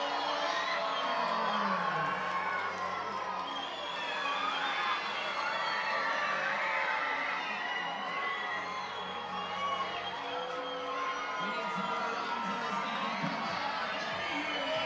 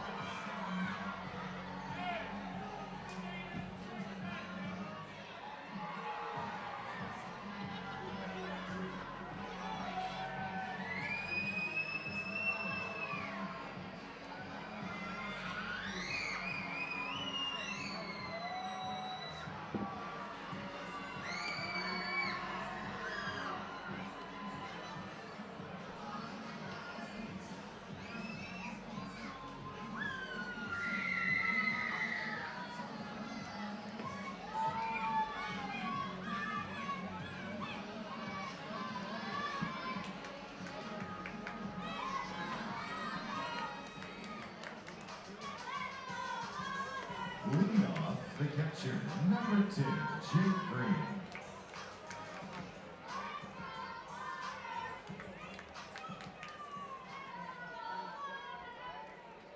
Bottom of the 5th at Bosse Field. A 4-1 lead for Schaumburg over Evansville. Aaron Glickstein is rolling right now for the Boomers. He fires a first pitch to Jake Green in for a strike to start the bottom of the 5th. Glickstein has only allowed 2 hits since the first inning where the Otters put up their lone run of the game. Misses low to Green, 1-1. right side of the rubber. He winds and throws. Swing and a miss by Green, 1-2. We saw so many hard hit balls from the Otters the first time through the lineup. You almost thought, or it felt like the runs were going to come the second time around, but almost the opposite has happened. As Glickstein's gotten better as the game's gone on, and just been that much more effective his second time around the lineup. 1-2 is chopped right side. Over is the first baseman Fitzgerald. He'll toss to Glickstein, who steps on the bag, beating Green by half a step. 1 away.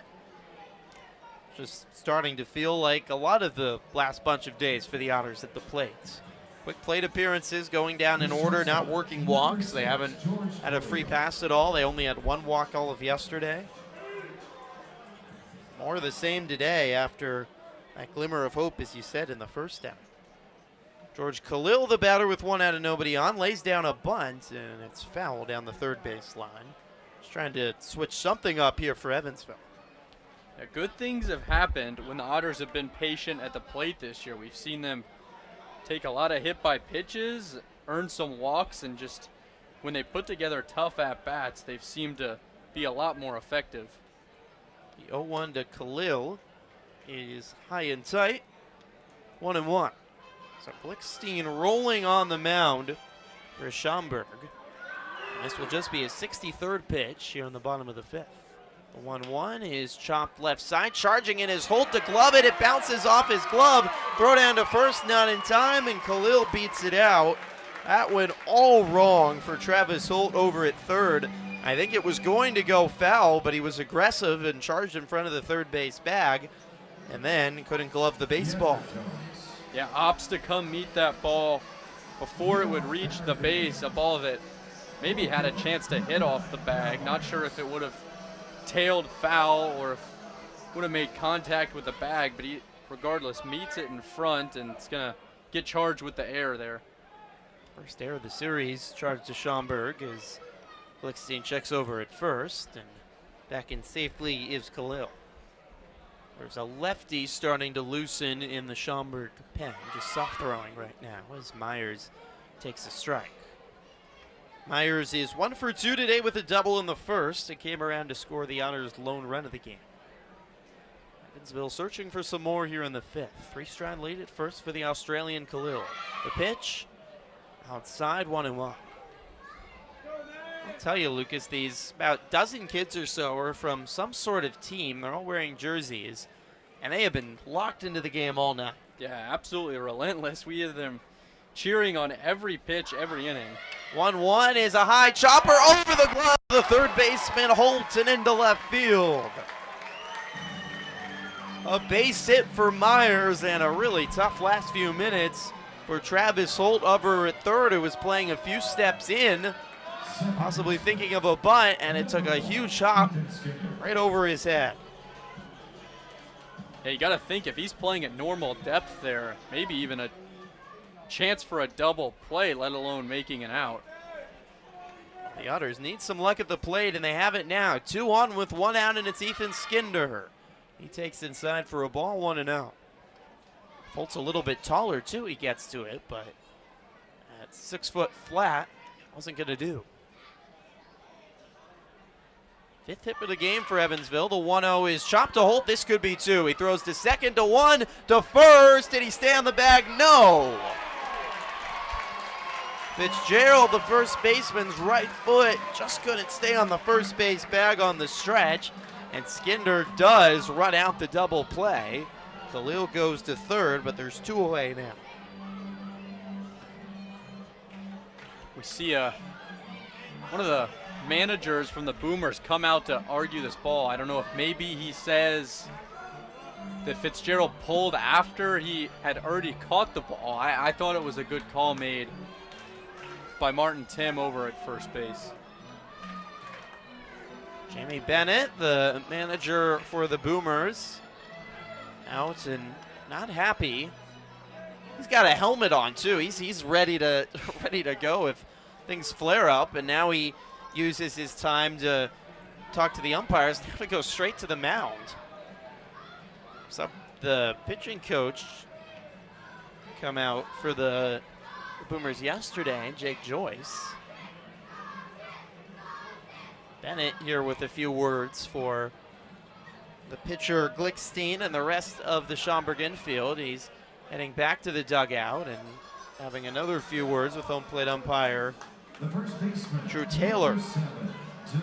So the Otters a chance here to add a run and claw back as they trail 4-1 in the bottom of the fifth. Runners on the corners for Phillips, who's been the Otters' best hitter in the series.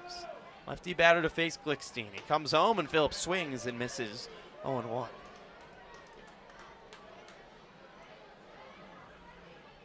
Ball has rolled into left field from the Schaumburg pen. The Boomers are running after it. Time is called. Khalil at third and Skinder at first, reaching on the fielder's choice. Phillips with a double, RBI double, back in the first. The 0-1 is outside. 2 balls and no strikes.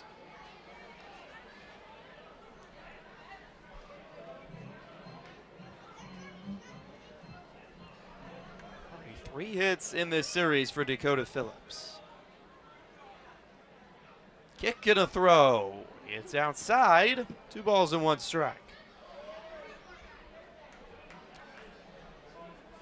Glickstein at 70 pitches on the evening, and the warming up in the Schaumburg bullpen starting to go faster and faster as Glickstein throws over to first, and a good play by Fitzgerald to keep the ball in front of him. It nearly flew around and went all the way back to the backstop. Fitzgerald had to hop out to snare it. Now time is called behind the play by third base umpire Mike O'Leary. And we'll all reset. Big moment here for the Otters. Feels like they just have to find a way to get another run. The 2-1 is high, 3-1. No, it's strike. Really late call by Taylor. 2-2.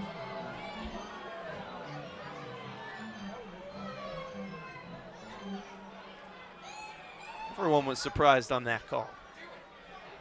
So 2-2 to Dakota Phillips. Glickstein a high set. Kicks and throws, swing and a miss by Phillips. Glickstein with his 5th strikeout of the game, and the Otters strand 2 runners in the 5th. 4-1, Boomers in front through 5 on the Otters Digital Network and Flow Sports.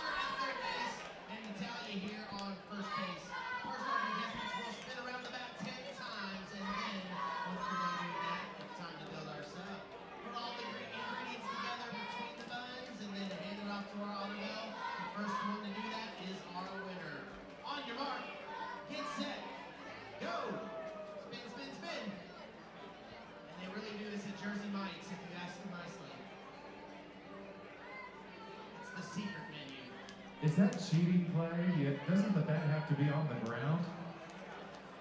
Did I say that, Zane? I don't know.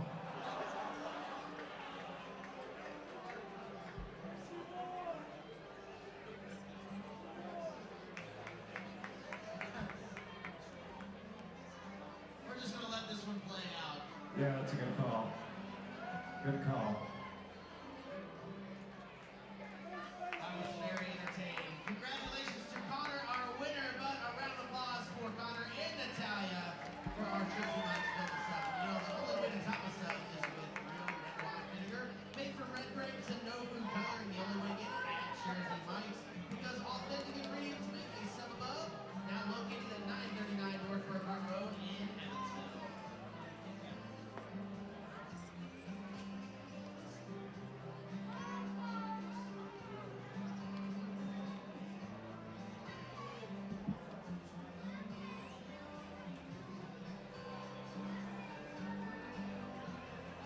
Welcome back to Evansville for the top of the 6th inning. Nightfall has descended on this Saturday night. Lights are on, pretty much into full effect.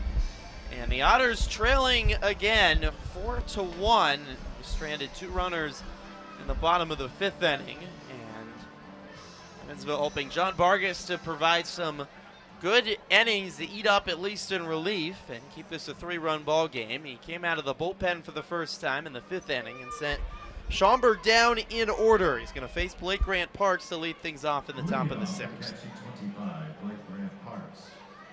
Vargas is in his normal spot in the rotation, even though he's coming out of the bullpen, pitching last Sunday against Joliet. And this was his spot that Parker Brahms took coming off the IL to make a start, and Vargas moving to the bullpen. Right side of the rubber, comes home, swing and a miss by Blake Grant Parks, 0-1. 7 hits tonight for Schaumburg. 2 in the third and 2 in the fourth. The 0-1, Parks swings and drives one over the head of Skinder into right. What a series for Blake Grant Parks. Continues here in game 2 with a base hit. Had his best game of the season yesterday with 3 hits and has a base hit here in the 6th. Playing in his 304th professional game today. Journeyman having a series to remember here at Bosse. Prater comes to the plate with 1 on and nobody out. First pitch to Prater, shows bunt and lays down a great one down the third base line. Barehanded by Reyes, picks it up and no play anywhere. Bunt base hit by Prater, perfectly executed, and there's 2 on with nobody out. Yeah, you normally would see a sacrifice bunt there with a runner on first where the hitter would square around a bit earlier, but a drag bunt by Prater. You saw him step his back foot over the front just to get running towards first, a little bit similar to a softball slapper, and he just drags it excellently down the third base line. 2 on and 2 out, or 2 on and nobody out, and it brings up Gage Howard, who's 3 for 3 today. DH swings and misses at the first pitch. He was ready to go 4 for 4. 4-1, Schaumburg leads, looking to pull away here in the top of the 6th.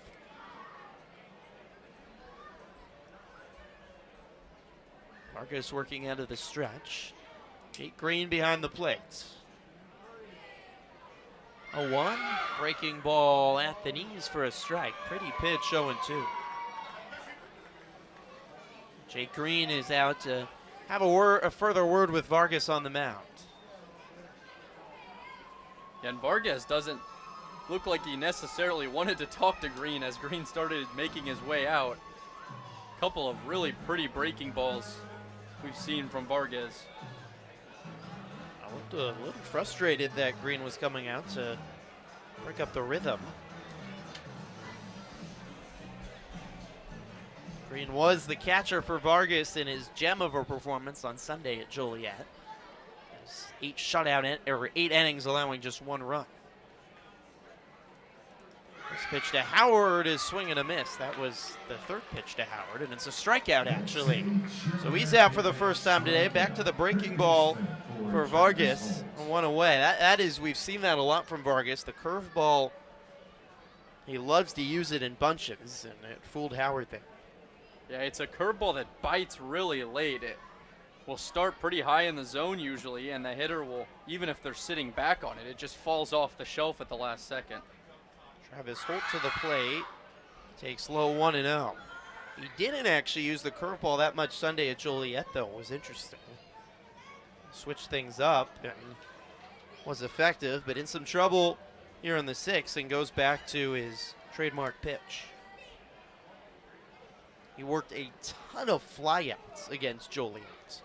A 1-0 swing and a miss, 1-1.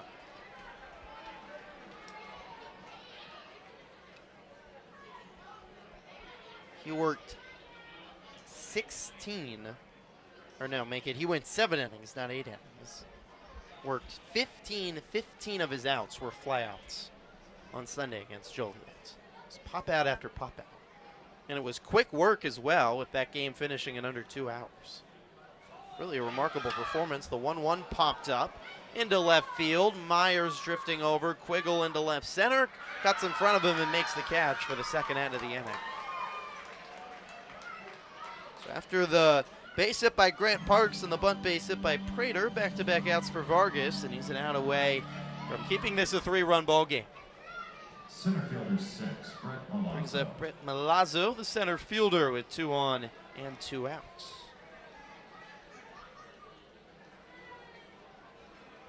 Schaumburg looking to get back to the Frontier League playoffs for the 2nd straight year, as Milazzo takes a pitch at the knees for a strike 0-1. Defeated Evansville in the Frontier League West wildcard game. Took down Washington in 4 games in the West Division Championship Series, and then lost to Quebec in the Championship Series.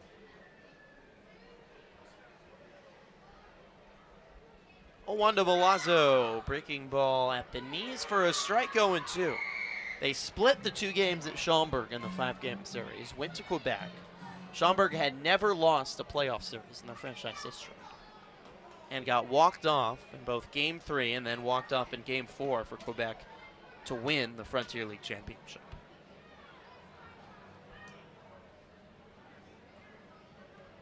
Oh, 2 to Milazzo. Outside 1-2.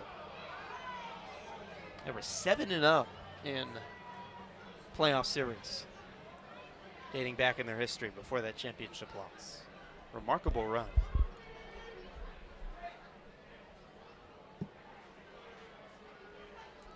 Vargas kicks and throws. It bounces well in front of home plate. Good stop by Green, 2-2.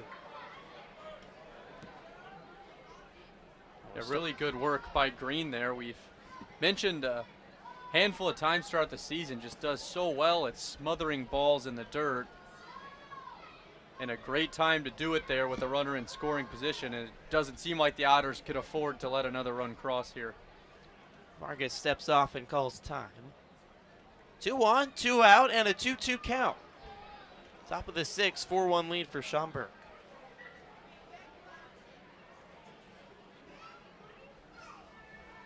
Here's the throw home. High and a full count.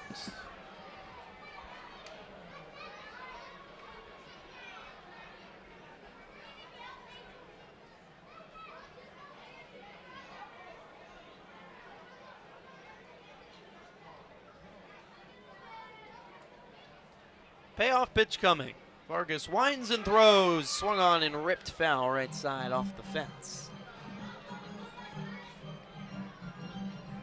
We've talked about the late movement on the breaking ball from Vargas, and a pitch there that I think if Milazzo didn't swing at would have almost ran in and hit one of his legs. But that breaking ball just bites so late, and it can be very hard to read. Other payoff. Back at second, comes home. It's at the knees, strike 3 called.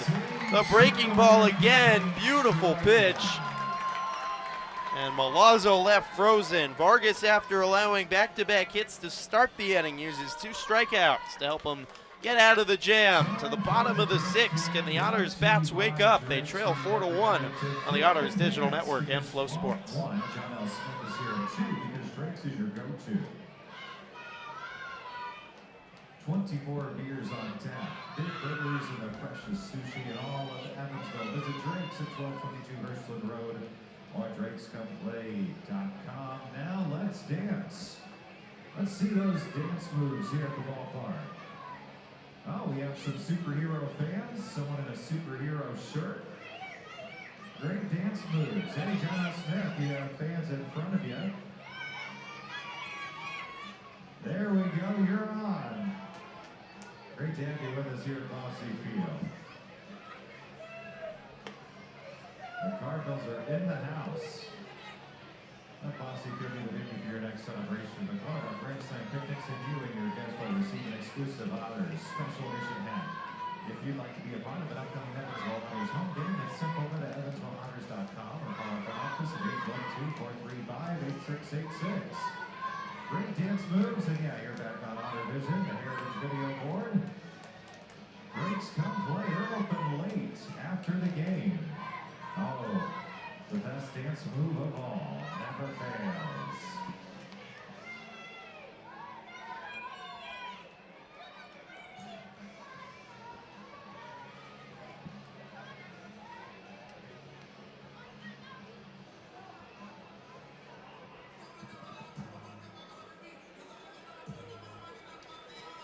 Designated hitter, number 33, Jeffrey Baez. Bottom of the 6th inning from Bosse Field. 4-1 lead for Schaumburg over Evansville. Jeffrey Baez leads things off in the bottom of the 6th inning for the Otters. And Aaron Glickstein is out for, imagine, his final half inning of work, trying to finish 6 solid innings, allowing just 1 run.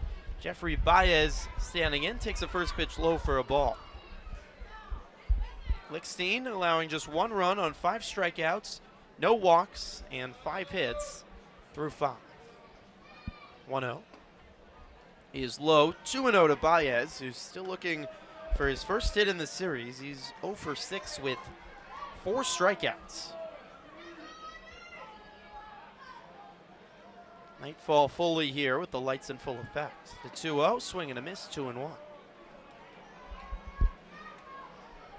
I did receive word from back home what the girl next to Spider-Man was, what superhero she was. Okay. Big shout out to my brother. The 2-1 is high, 3-1. It was Spider-Gwen, which is a new character in the latest Spider-Man movie. Who knew? Don't know what I would do without my brother. 3-1 is chopped by Baez, past the diving shortstop Craig and into left field. Baez finally with a hit. And the Otters have the leadoff runner aboard in the bottom of the 6th. And that's really good sign to see if you're an Otters fan. Baez puts a great swing on the ball, and he just didn't look like himself the last couple days. After that series against Tri-City, it seemed like you could almost already write his name in for Offensive Player of the Week. Going to Quiggle stepping to the plate. Check over to Baez at first, who is a threat to steal. He's back in safely. Quiggle's 0 for 2 today. Swings, and a ball that gets by the first baseman, not the second baseman. The throw is off the pitcher's glove, who came over to cover. Quiggle is safe, and Baez goes to third. A ball hit in the 3-4 gap off the bat of Quiggle. Fitzgerald, the first baseman, dove, couldn't get it. Great effort by Prater to get it. The second baseman on the edge of the dirt, but his rush throw was high off the glove of the pitcher, Glickstein. Quiggle might have reached anyways, and the alert Baez goes to third. And just like that, the Otters have an excellent opportunity in the bottom of the 6th with runners on the corners. Yeah, Prater did such a good job at just keeping that ball in the infield, but you got to think he almost should have just eaten that, as Quiggle was already at the base when he made the throw, and it allows the Otters to put a runner 90 feet away. Omar Reyes swings at the first pitch and fouls it away. It's ruled a base hit and then a throwing error on Prater that allows Baez to advance. Back-to-back hits to start the inning for the Otters. 0-1 to Reyes. Swung on and driven down the right field line, but foul. Reyes is 1 for 2 today with a base hit back in the 4th.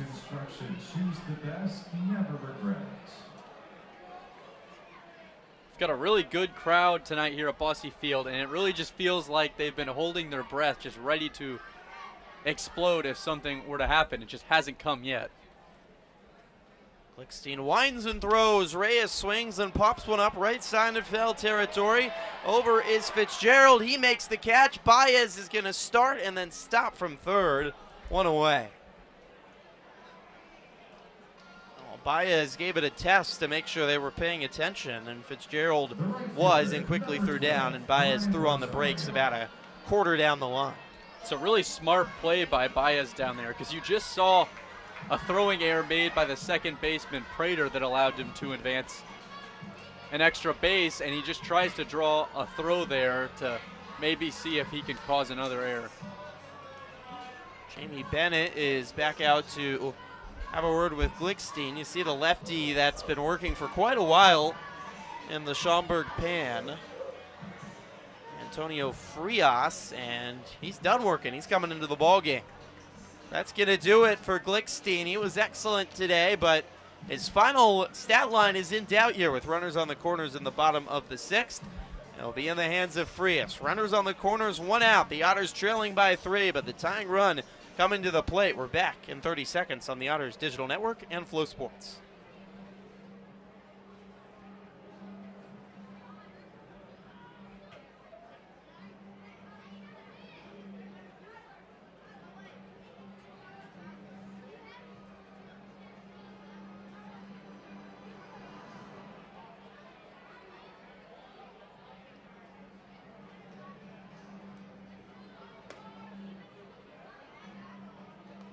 bullpen, 28, Antonio Frias in the pitch. Frias is on the mound. Grant Parks behind the plate. That's powered by the Answer Auto Repair East. Find your battery to the Answer Auto Repair East, 2319 North River Road. 812-475-9000. Welcome back to Bosse Field. Otters threatening in the bottom of the 6th inning. They have runners on the corners with 1 out. Schaumburg leading 4-1. The starter Aaron Glickstein is out of the ball game, and a lefty Antonio Frias into the game for Schaumburg, making just his 2nd appearance of the season, and he actually was a part of the no-hitter just on Thursday against Florence through a scoreless 8th inning with a walk and a strikeout to help Schaumburg work their first ever no-hitter on Thursday. He makes his 2nd appearance here, and what I guess will feel like a much less high-leverage situation compared to that. I bet being thrown into the fire on Thursday. Yeah, I'm sure it was so cool for Frias to be a part of history that night, and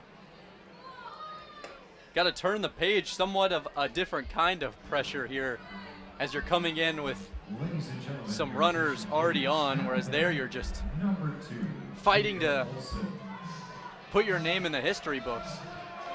So we'll face Jacob Olson with runners on the corners and 1 out. Olson is pinch hitting here for Brian Rosario. Frias on the far left side of the rubber. Southpaw readies, kicks, and throws. Olson takes inside for a strike. 0-1. Olson was 1 for 4 yesterday with a base hit. Played first base. He can play the outfield, so we'll see if in the 7th if he comes in for right for Rosario. Stepping off his Frias and throws over to first. Easily back and safely is Quiggle, who has good speed over at first. Baez at third, Quiggle at first. 1 out, bottom of the 6th. Otters trailing 4-1. Olson hitting just .213 on the season. The 0-1, swing and a miss, 0-2. It's an interesting choice for a guy off the bench. Did have a great weekend at Joliet, including a 3-hit day last Friday, but this week is just 1 for 12.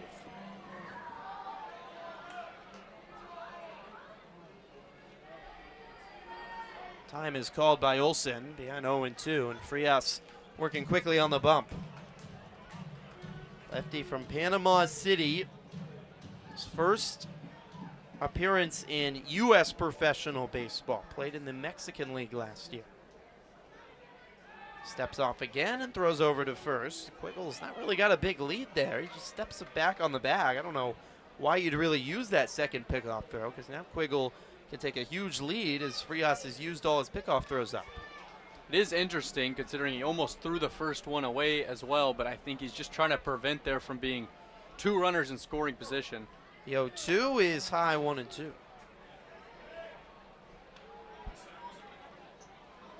Green is on deck for the Otters. He was 0 for 2 today. Bottom of the 6th inning, a 4-1 lead for Schaumburg. A 1-2 pitch. Popped up right side. Over is the first baseman, Fitzgerald. I don't think he sees the ball, holding up the glove, and it falls to his right off the warning track down the line. Fitzgerald never saw the ball in the lights. And if he did, he probably would have been able to make the catch. It's a problem we've seen the last couple road teams have coming into Bosse Field, just picking the ball up off the lights. I know Tri-City dealt with that a few times, but a new life for Olson. We'll see if he can make the most out of it.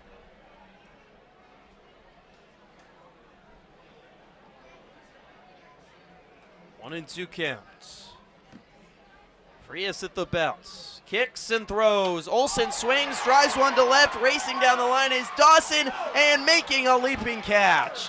Baez will tag from third for a run to cut the lead to 2. But what a play by Dawson in left, leaping up into the air to make a grab on a hot shot by Olson that would have been extra bases if it got by Dawson. Yeah, what a good play. You give up the run, but I think off the bat, almost everyone in the ballpark thought that was going to be most certainly extra bases for Jacob Olson. Otters will take the run, though. It's something, and cuts the lead to 2. Quiggle takes off on a pickoff throw, thrown down to second, and he's out. Quiggle took off too early, and Frias saw him whirled around through to first to Fitzgerald, and they threw down to second to get Quiggle out for the third out of the inning. Otters get one in the sixth to cut the lead to 2. 4-2, Schaumburg leads on the Otters Digital Network and Flow Sports.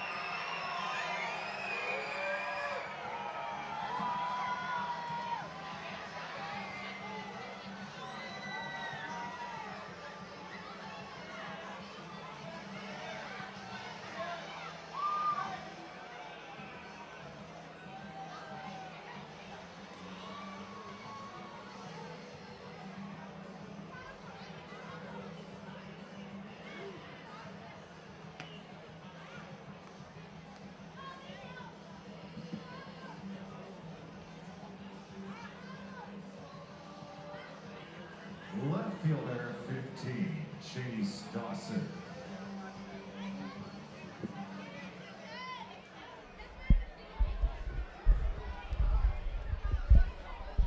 Frontier League Baseball on Flow Sports is brought to you by Old National Bank. Your bank for Evansville, your bank for life.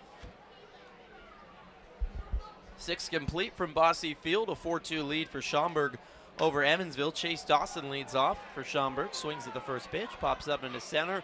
4 blue jerseys converging, and it's Myers from left field. And makes the catch in shallow left center, 1 away. Vargas has gotten so many pop-ups that are either in the field, in the infield, or just barely in the outfield. Something about the cut on his fastball is just causing the Boomers to drop their hands at the last second and really get under the ball. Blake Berry, the batter, doesn't swing, takes a first pitch strike. So the pop-up's happening again for Vargas. He has retired 5 batters courtesy of the pop-up, and the other 2 by strikeout. The 0-1 is inside 1-1, and it's the exact same thing that happened for Vargas at Joliet on Sunday when he's retired 16 batters by way of flyout. And someone has been tossed out of the game. It's like Andy McCauley was tossed. Wow. He's been arguing balls and strikes quite a bit, including between innings a few times. Said something from the dugout, and Drew Taylor turned and threw him right out of the game. And now Andy McCauley out to get his money's worth with Drew Taylor. Some frustrating calls for the Otters not going their way, including a big one in the 5th inning when the Otters had a runner in scoring position.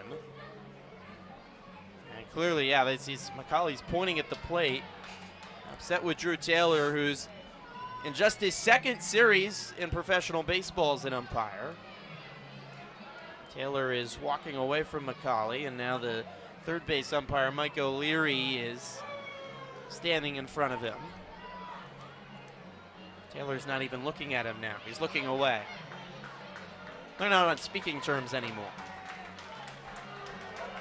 So McCauley back to the dugout and back into the Otters clubhouse. 3rd time he's been ejected this year, and the 1st at home. So it's something from the dugout, and that was enough for Drew Taylor. Max Peterson will take over as the acting manager for the Otters the rest of the way. It's kind of sudden. I guess you had seen him arguing a little bit more than I had. Felt like out of nowhere that he just tossed him out of the game on a seemingly inconsequential call on a 0-1 count with 1 out and nobody on. It clearly must have been the just build-up had become too much for Taylor as Perry swings at the 1-1, pops up in the shallow center. Again, a bunch of Otters out, and it's Khalil this time in shallow center, 2 away. I mean, you're certainly right about the breaking ball tonight for Vargas, just as Sunday. All the batters getting under it. And they're lazy fly balls, too. Fastball as well. He's got a bit of a cut that just bites at the last second on his fastball also. Going back to McCauley, the other play that had upset him between innings was when Dakota Phillips struck out. There was that pitch right before called for strike 2 that was quite a bit out of the zone. Blake Berry takes a first pitch strike with 2 outs and nobody on here in the top of the 7th. Vargas out of the bullpen, providing some great relief for the Otters. Fitzgerald takes a strike. That looked way inside. 0-2. Maybe high, too. Time is called by Fitzgerald. Actually, Yakutek says it was a strike right on the corner. Who am I to judge? I don't feel like that call's been there today, but it's the right call. Vargas winds and throws. Fitzgerald checks his swing on a ball in the dirt, but he held up 1-2. 4 runs on 9 hits and 2 errors for Schaumburg. 2 runs on 7 hits and an error for Evansville. Otters are trying to avoid dropping back-to-back games for just the 2nd time this season. 1-2 is chopped right side past the stumbling Vargas, but right to the second baseman. Skinner throws to first to beat Fitzgerald by half a stride. Vargas has worked 3 clean, strong innings. And it's stretch time at Bosse Field, a 4-2 lead for Schaumburg on the Otters Digital Network and Flow Sports. Take me out to the crowd, buy me some peanuts and Cracker Jack. I don't care if I never get back, and we'll root for the Otters. If they don't win, it's a shame. For it's 1, 2, 3 strikes, you're out at the old ball game. Nicely done, and let's get some runs.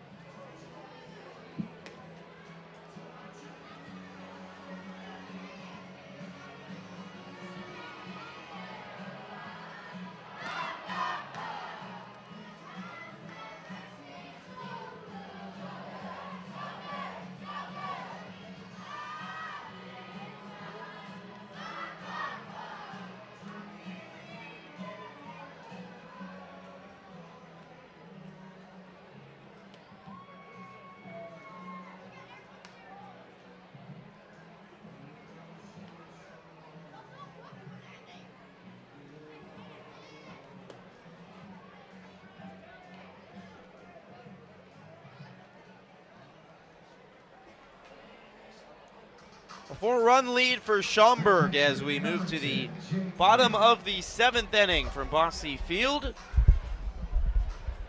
4-2.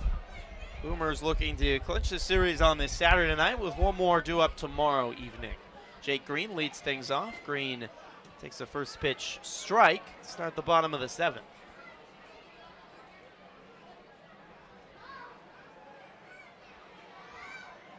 Frias winds and throws. Green swings and chops one hard, but right to the shortstop. Craig throws to first to beat Green by a stride, 1 away. Frias working his first full inning of work. He got the last 2 outs of the 6th inning for Schaumburg after the Otters plated 1. 1 in the 1st and 1 in the 6th for Evansville so far today. With 1 out and nobody on, it's George Khalil.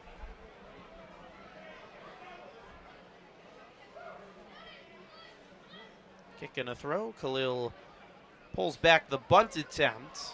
It's inside 1-0. Elsewhere in the Frontier League tonight, almost finals across the board, including the big series in the East between Sussex County and New York. The 1-0 by Khalil outside 2-0. Sussex County has won 7-3 after walking it off yesterday. So top two teams in the East. Sussex County extending their hold atop the standings now to 2.5 games. A chance to sweep tomorrow as Khalil takes high 3-0. Windy City, who the Otters see next, is having a horrible road trip. 3-0 is outside for ball 4. Khalil works a walk. That is the just second walk of this series earned by the Otters in their first today. Back to the top of the lineup in Noah Myers with 1 on and 1 out here in the bottom of the 7th. Windy City scuffling right now. The Otters will see him in a 3-game series on Tuesday on the south side of Chicago. First pitch to the lefty Myers is outside in a lefty-on-lefty matchup. Windy City has lost 5 in a row now. 2-9 in their last 11. The bottom of the West standings. 1-0 to Myers is inside now, 2-0, and Frias, a little bit of control issues here. It's something that you don't see very much from the overall Boomers pitching staff. They do so well at limiting walks. Blake Grant Parks, catcher out to have a word, and now the manager, Jamie Bennett, is wandering on out as well to chat with his pitcher in the some of the infield, the right side of the infield. Jamie Bennett in his 11th season with Schaumburg. He's been the manager all 11 years for the Boomers since the franchise started in 2011. And he's tied for the winningest, or most championships at least, for any manager in Frontier League history with 4. Schaumburg, the winningest franchise in the Frontier League with four championships. 2-0 to Myers. That's high for ball 3. You're not swinging here if you're Noah Myers and you were offered $100.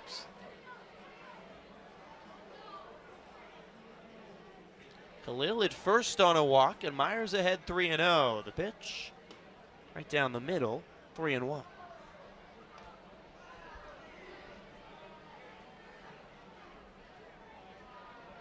Gateway is leading Tri-City 8-5 right now in the bottom of the 6th inning there. Tri-City won last night. Gateway in first place. The 3-1 inside for ball 4. Breaking ball inside. Back-to-back walks by Frias. Action is starting in the Schaumburg pen, and Evansville for a 3rd straight inning has a runner in scoring position. Skinder will get an opportunity. He's 0 for 3 today, grounded into a fielder's choice in the 5th, but did reach base, running out a double play. Righty batter, first pitch to Skinder, popped up at a play. Yeah, the Otters have gotten runners into scoring position tonight, but got to credit this Boomer pitching staff, just done so well in those situations at limiting the damage.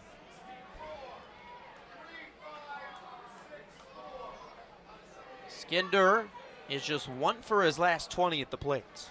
The 0-1 inside, 1 ball and 1 strike. Still looking for his first hit in the series. He had a great last week. It's been ice cold this week. He got to the ballpark early today, typically does, but he was doing some extra hitting work. The 1-1 is popped up right side. Coming in is the right fielder Barry, and he'll make the grab for the second out of the inning. Big out for Schaumburg and Frias. The first baseman, number 7. Brings up Dakota Phillips, 2 on and out, 2 out. Phillips struck out when there was runners on the corners and 2 outs back in the 5th. Has another chance with runners in scoring position here in the 7th. The RBI double back in the first for the Otters. Give Evansville its first run of the game. They trail 4-2 here in the bottom of the 7th. Frias winds home, and Phillips takes outside 1-0. Evansville looking for their first come-from-behind victory when trailing in the 6th inning or later this season.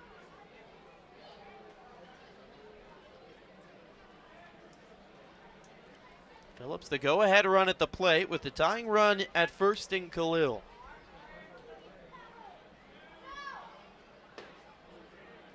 Takes a strike on the inside corner, 1-1.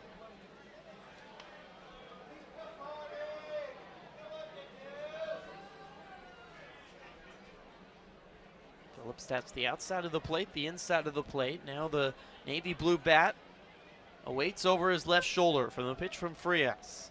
He winds and throws. Phillips pops one up left side and out of play. 1-2. That's another hit by ball brought to you by Heads Construction. Choose the best, never regret it.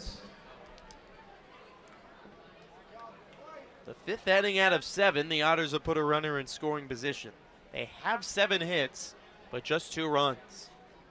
Frias peeks back at second.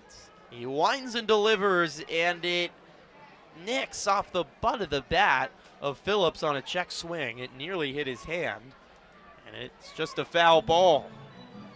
Unlucky for Phillips. Was going to be ball 2 and just hit the butt of the bat. Yeah, Phillips came up in almost an identical situation as last time around. Had runners on 3rd and 1st with 2 outs. Little unlucky in that the second strike he saw in that at-bat was a ways out of the zone, and that's actually what began the confrontation between McCauley and our umpiring crew. 1-2, breaking ball outside corner, strike 3. That was nasty with a capital N from Frias. It started well inside and soared over onto the outside corner. Some serious movement by Frias. 63 inches of vertical break on a breaking ball. It strikes out Phillips looking. We're through 7, a 4-2 lead for Schaumburg on the Otters Digital Network and Flow Sports. Next 2 out of 3 rounds is our winner. As we get our fighters ready, shuffling along.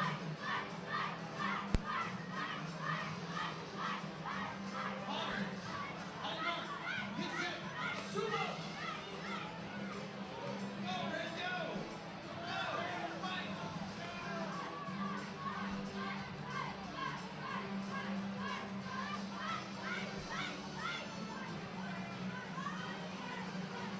Our baseball buddies are disappointed so far. This is adorable, Zane. This is All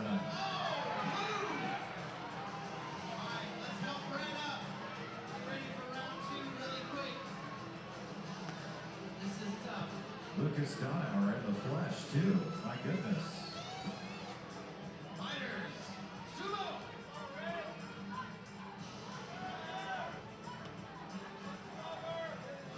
Blue is our winner. Way to go, G.A. Michelle. That was brought to you by Velvet Ice Cream. Get your Velvet Ice Cream behind third base concessions. Great job. Shortstop 7, Alan Craig.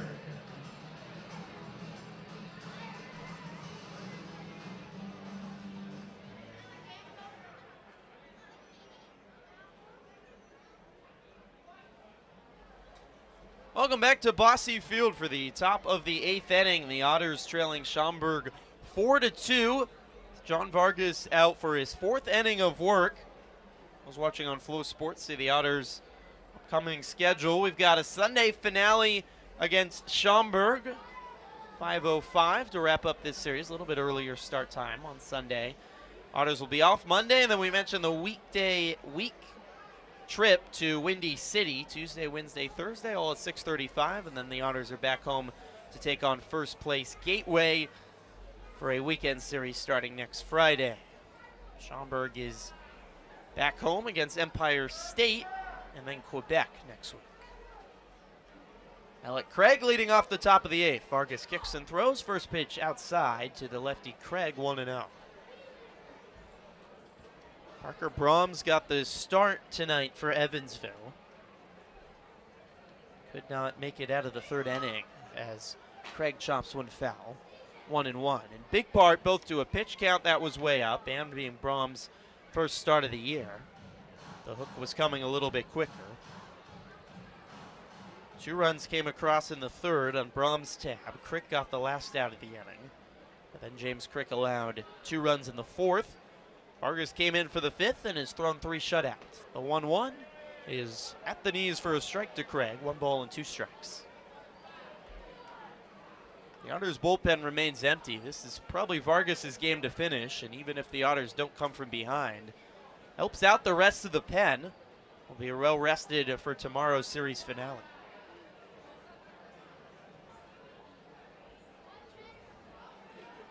Vargas rocks back and forth, comes home. Craig chops one right back to the mound. Vargas reaches up, snares it, runs over to first, underhand toss. And Phillips steps on the bag, 1 away. Catcher 25, Blake Grant Parks. Brings up Blake Grant Parks, the catcher, with 1 out here in the top of the 8th. Grant Parks had a base hit back in the 6th. He's 1 for 3 today and 4 hits on the series. He's hit the lone home run so far of this series as Vargas winds and fires. A strike right down the middle, 0-1. Grant Parks hit a home run off Tim Holgraver yesterday in the 2nd inning. And it was shocking for a lot of reasons. It was the first home run Holgraver had given up on the years. Grant Parks fouls one away, 0-2. And it was just the 20th home run of Grant Parks' professional career in 303 games. He's not a home run hitter at all. He had just 2 last year with Schaumburg. And it's really set the tone for the week. He lunges out one, a flare over the head of Skinder and into center field at base hits.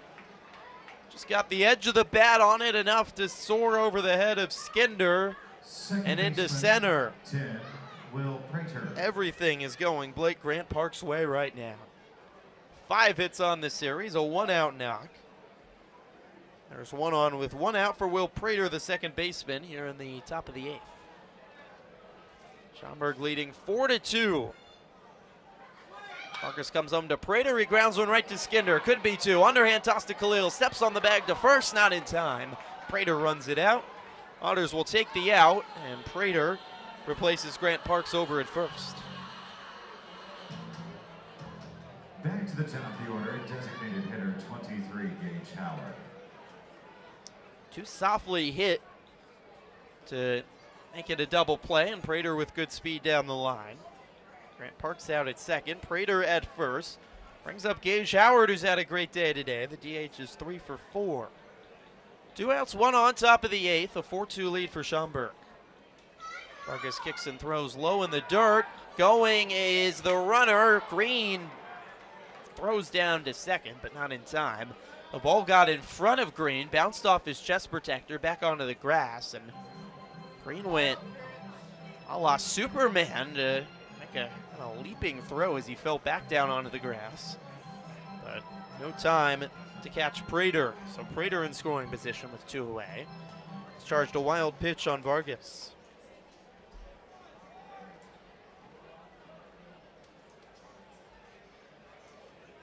Vargas kicks and throws. Ground ball right to Khalil at short. He gloves it, collects, throws to first in time for the 3rd out of the inning. Vargas works around a base hit. He's thrown 4 shutout tonight, and he's keeping the Otters in the game. 4-2, Schaumburg leads. Evansville has the heart of the lineup due up in the bottom of the 8th. We'll be right back on the Otters Digital Network and Flow Sports. Time to win some pizza with the A-Zip Legend Zip. We have Benjamin Bosse and it looks like FJ Wrights. And following along, our 3rd and final legend, William Henry Harrison. Those legends represent rows that our honor bells have picked out, and if that legend wins, that row is our winner. Legends. On your mark.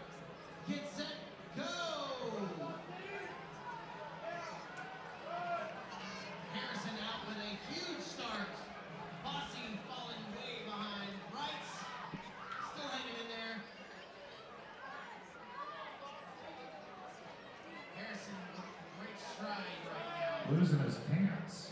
Aren't we all? Harrison is our winner. Way to go, Bosse. You gotta finish. For the spirit of the game, great job to William Henry Harrison. If that was Doro, great job. You're our winner tonight. And kudos to Benjamin Bosse, he did finish that race. When everybody boosts, everybody wins.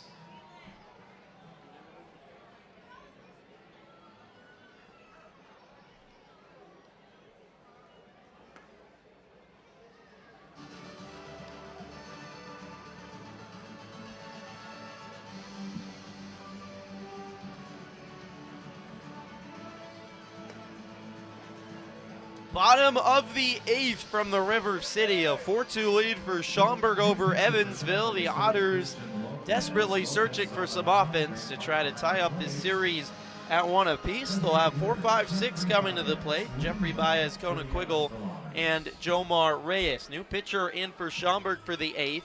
It's Christian Lopez making his 11th appearance of the season for Schaumburg, the most on the team.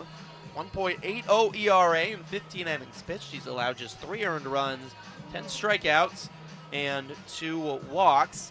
And Lopez has the brightest cleats in the world. They are so bright, I think they could light up the whole city of Evansville. We don't need lights anymore. Neon bright orange. They are shining. I kind of like them. I actually like them a lot, though. It looks like he polished them as well before the game. I mean, they're fresh out of the box or something. Flashy shoes. We'll see how this stuff is. He fires a first pitch to Baez. It's low, 1-0. Just a really good compliment to all the orange trim on the Boomers road jerseys. It's not the same orange color, though. It's too bright. The Schaumburg orange is darker. Comes the 1-0. Baez checks his swing on a pitch outside. Check over to first. Did he go around? First base umpire. Martin Tim, wake up. Hello. Says no, he didn't go around. Maybe Tim is blinded by the lights of Lopez's shoes. Took 3 checks over to first before Tim said he didn't go around. 2-0 pitch. Baez taking all the way for a strike, 2-1. I think the highlighter neon concept, it's a really good throwback, a nod to like when we were in middle school. And that was just, if you had like those color shoes, just any kind of highlighter neon color, you were so cool. The 2-1 is bouncing low in the dirt, 3-1. And the elite socks with the little blocks on the back, exactly. Right?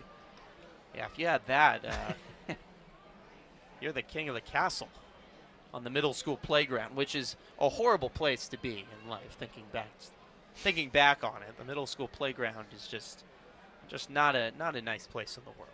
The 3-1 outside for ball 4. Baez works the walk. The flashy shoes don't do their deal.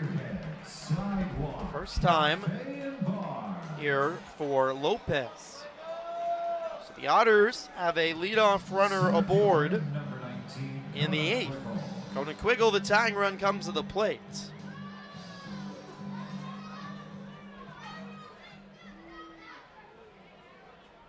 It's just the 3rd walk of the season for the Ready Lopez. Now we'll face the lefty Kona Quiggle with Baez at first. He can't steal as Quiggle takes low for a ball, 1-0. I'm not sure it's worth stealing here, though, because Baez's run only cuts the lead in half. It doesn't tie the game. He's 3 for 4 on stolen bases this year, driving 26 last year. That's a 3-strike lead over at first as the 1-0 is a breaking ball at the knees for a strike. 1-1 to Kona Quiggle. Quiggle is 1 for 3 today with a base hit back in the 6th. Crowd of 3,564 looking for something to cheer for tonight. The 1-1 popped up high in the air behind home plate. Grant Parks, the catcher, looking up in front of the dugout. Can't make the catch as he crashes down along the dirt in front of the Schaumburg dugout. He nearly ran into Travis Holt, who was right behind him looking up. Not great communication. And a mulligan for Kona Quiggle. Yeah, Travis Holt made his way all the way over to the very end of the dugout closest to the plate and was all over Grant Parks as he made an attempt to catch that. Probably made it more difficult for his catcher. 1-2 now to Quiggle. Lopez, a high set with the black glove, complementing the neon orange shoes. He winds and throws. Baez goes as Quiggle grounds one foul. Baez got a great jump.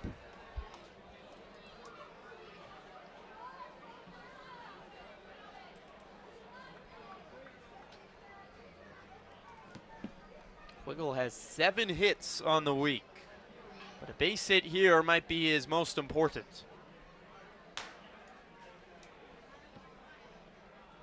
Lopez readies and fires home. Quiggle grounds one down the first base line, just foul. Missed by inches. A rocket right down the line, just to the right of the first base back. Yeah, they always say it's a game of inches, and that had a chance to kind of get stuck in the Otters bullpen down there and almost give Baez a chance to score. Would have put Quiggle on second or third, and it would have just probably been a one-run game after that. Could have been a huge breakthrough opportunity for the Otters. Instead, it's another 1-2 pitch. Lopez delivers low. It bounces away from Grant Parks, but Baez is frozen over at first, not moving. 2 balls and 2 strikes.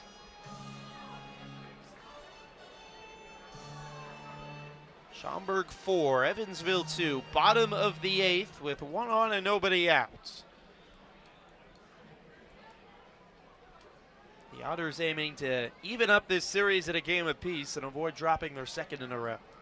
The 2-2, Baez goes again on a pitch low, and he's easily into second. A perfect pitch to steal on a breaking ball in the dirt. Great jump by Jeffrey Baez. He's in scoring position. 4th stolen base of the season for Baez. Yeah, It's a good full count. decision to try to steal him once they got later into that count. A couple times where Lopez maybe wasn't thinking about him quite as much. Would have been a risk to go earlier in the count. Payoff pitch coming to Quiggle. A kick and a throw, swing and a miss by Quiggle. Breaking ball fooled him, 1 away.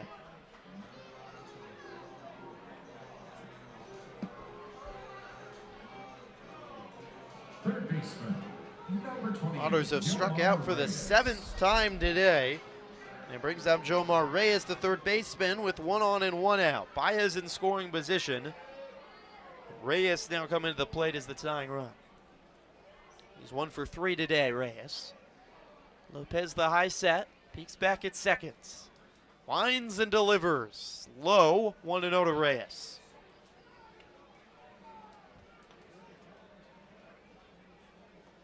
Evansville shut out in 3 of their last 5 games.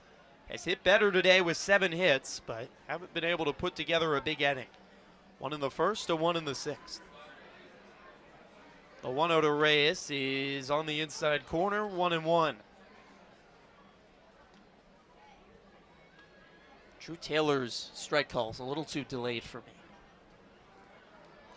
Does make the job of a play-by-play guy a little bit harder. Andy McCauley, the Otters manager, also thrown out, arguing balls and strikes a few innings ago as well by Drew Taylor. He's had an eventful night. The 1-1 fouled straight back, 1-2.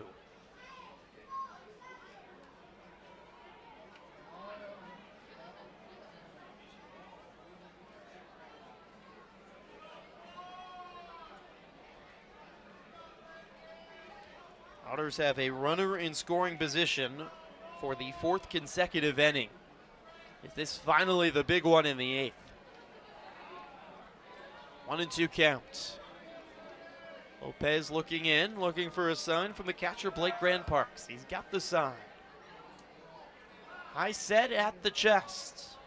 Peeks back at second and comes home. Swung on, driven down the right field line. Barry giving chase and making a running catch right at the line. Baez will tag to third. The throw is into third base well late. Baez takes an extra base, but there's 2 away now in the 8th.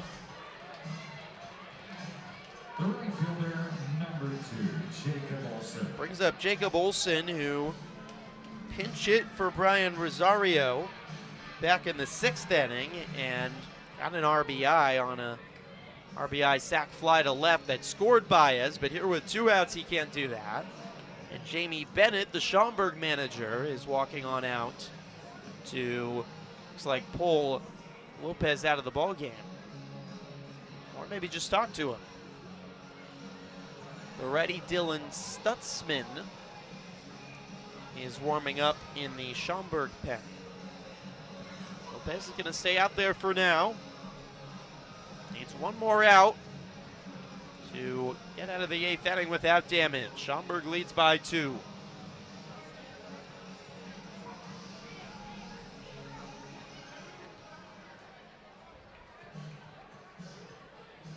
So Olsen at the plate, flew out to left. His first time up, pitch hitting. No gloves for Jacob Olsen. First pitch to the former South Carolina Gamecock is low for a ball, 1-0.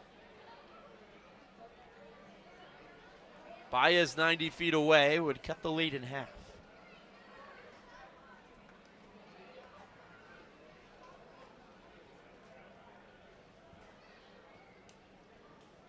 Lopez comes home. It's low, 2-0 to Olsen. You find a way to scrape a run across here and get Baez in. The way John Vargas has been pitching, you put yourself in a really good opportunity in the bottom of the 9th. It would just be a 1-run ball game. Swing of the bat would tie it. 2-0 is a half swing by Olsen. Couldn't hold up on a pitch away. 2-1. Would have been ball 3, but it's easier said than done to hold up on a pitch with some movement.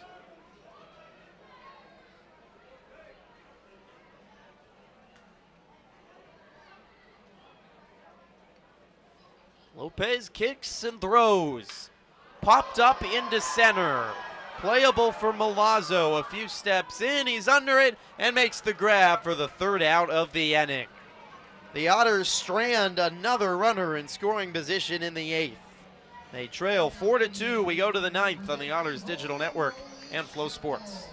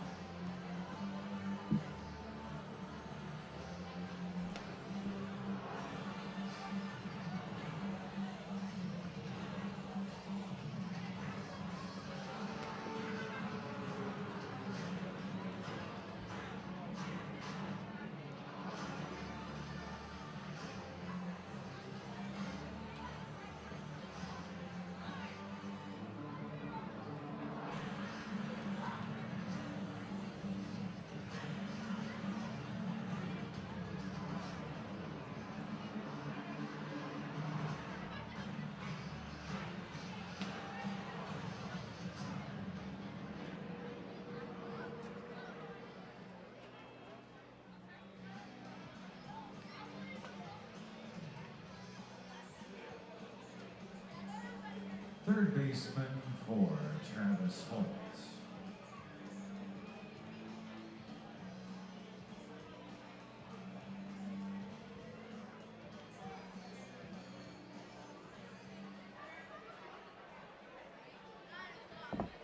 To the 9th from Bosse Field, where Frontier League Baseball on Flow Sports is brought to you by Bud Light. Travis Holt leads things off for Schaumburg. Takes a first pitch inside from John Vargas. Top of the 9th inning.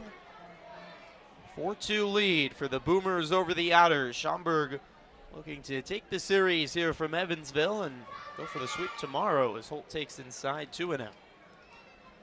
Otters have played 3 consecutive series that have gone to a rubber match. That's returning from their Canadian road trip. The 2-0 is outside 3-0. And they've also, since returning from their Canadian road trip, they've had 10 games, and have rotated a win and loss all 10 games. The 3-0 to Holt is on the inside corner, 3-1.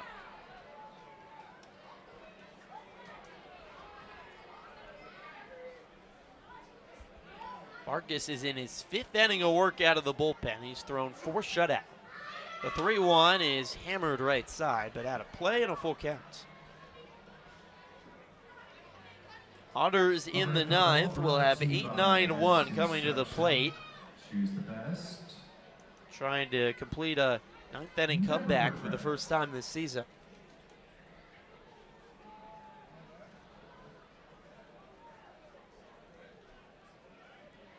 Florence has won in Kentucky. It's the payoff. Outside for ball 4. Holt works the walk to lead off the top of the 9th. We see some frustration from Vargas there. He's been dealing so far tonight, has worked so well in his role out of the bullpen, and breaking ball that we talked about has a lot of late break, and Drew Taylor just seems to think that one fell out of the zone. Brett Milazzo lays down a bunt in front of the home plate. Green throws down to second. Khalil steps on the bag, and it's foul. It's a foul ball. Max Peterson disagrees. He's out, saying that it should be an out, and if it is, I mean, Holt was out at second. They didn't need to apply a tag, just step on the bag. Yeah, so Peterson's coming out to argue. So the reason that was called foul is because the ball hit the bat twice. It actually was bunted down and then came back up and hit the bat of Milazzo a second time. And I think Peterson is arguing that his bat was out of the batter's box when that happened, in which case he would be out. And it would be a dead ball out if that were to happen. So instead, it's an 0-1 to Milazzo, and he takes a breaking ball in the inside corner for a strike, 0-2. You're an encyclopedia of baseball rules, Lucas. I don't know what I would do without you.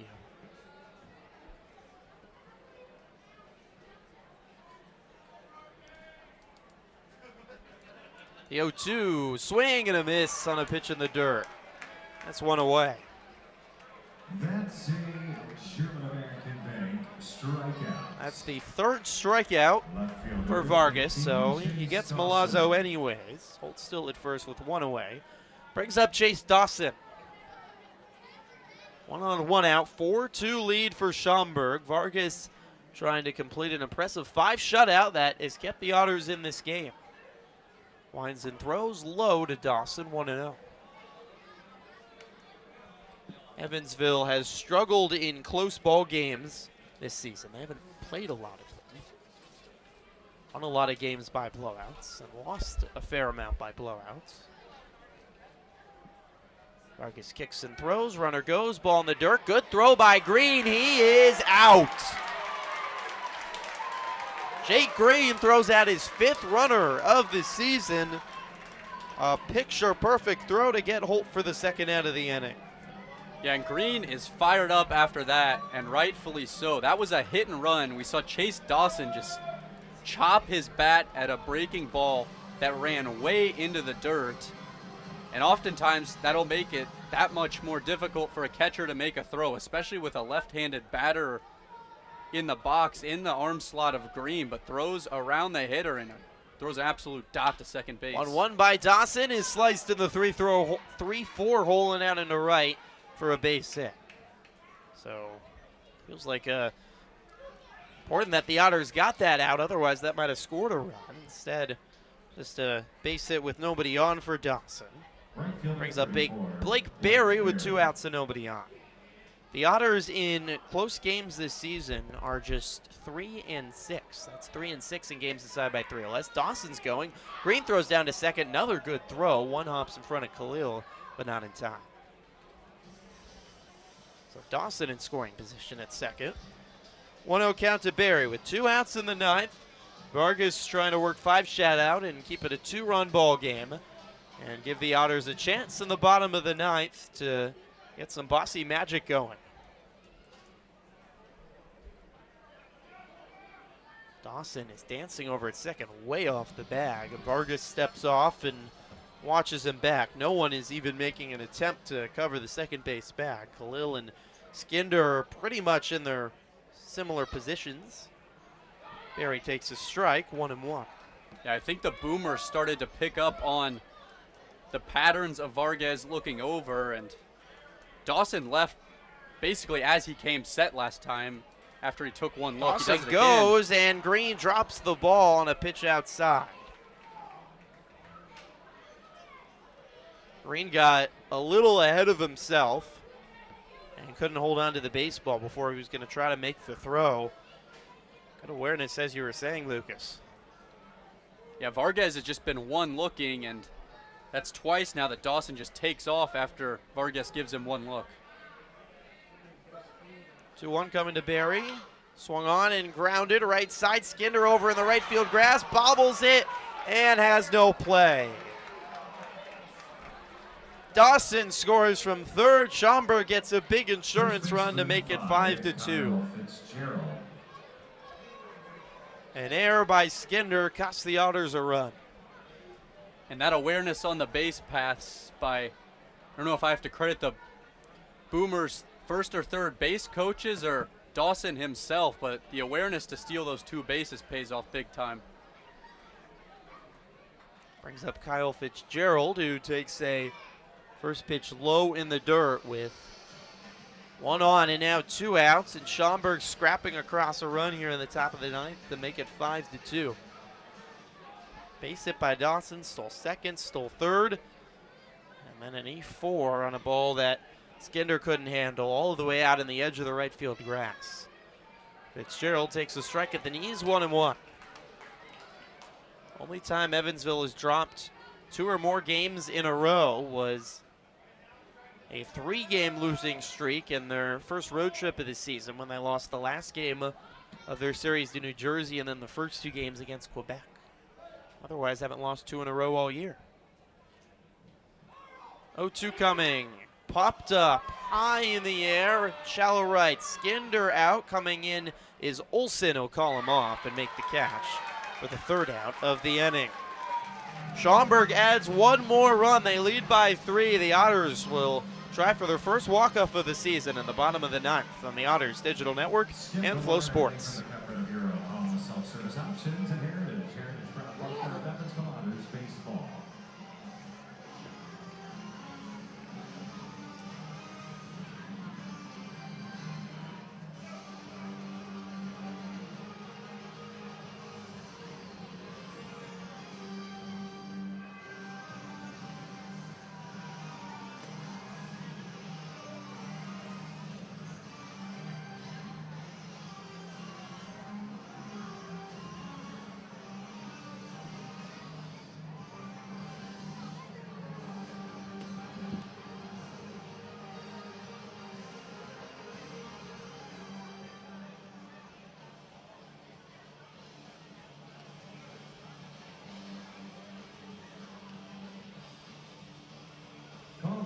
Schaumburg welcome to pitch on the mound, and Grant Parks behind the plate. Pitch catch battery powered by the Answer Auto Repair East. Find your battery needs at the Answer Auto Repair East, 2319 North Greenville Road. Or give them a call at 12475-9000. Tell them Zink from the Otters, save you.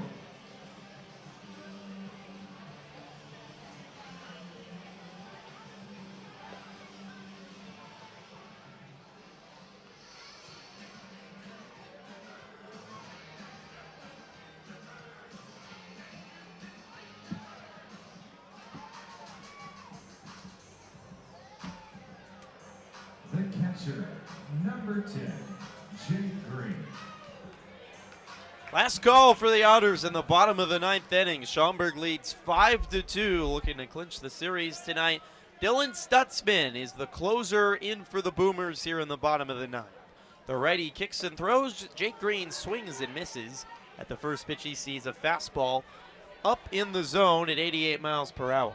Stutzman is a Southern Indiana guy, native of Bloomington, pitched at UIndy, and he's been lights out this season for Schaumburg. The 0-1, swung on by Green, driven into left. Back is Dawson. He's there to make the grab, one away.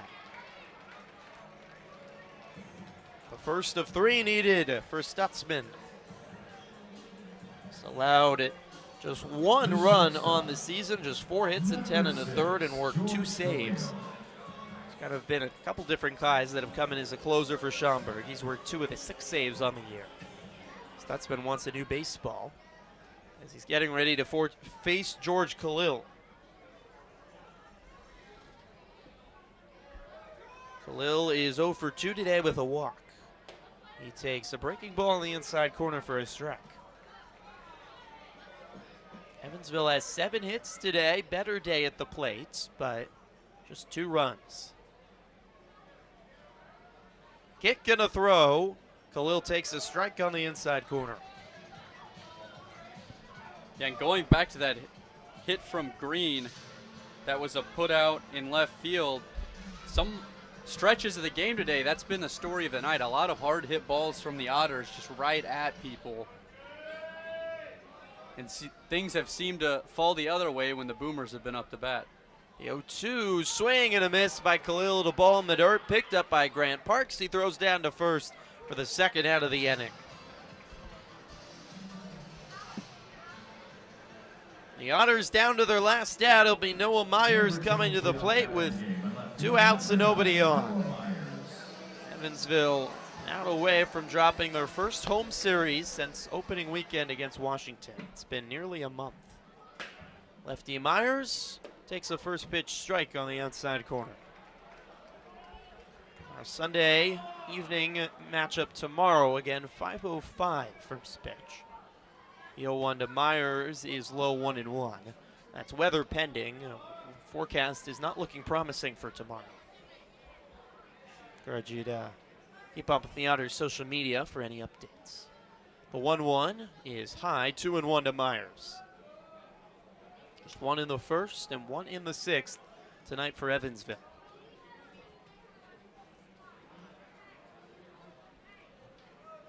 The 2-1 is hammered down the right field line, but foul, and look out, bouncing right into the picnic area, which is filled with fans right down the right field line watching the game. Hopefully everyone's all right. 2-2.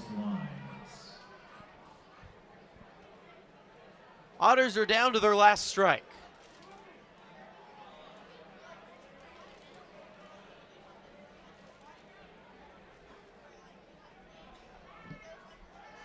Bloomington, Indiana native Stutzman winds and throws. Myers swings, pops one up to left. Dawson back at the warning track, makes a leaping catch and drops the ball.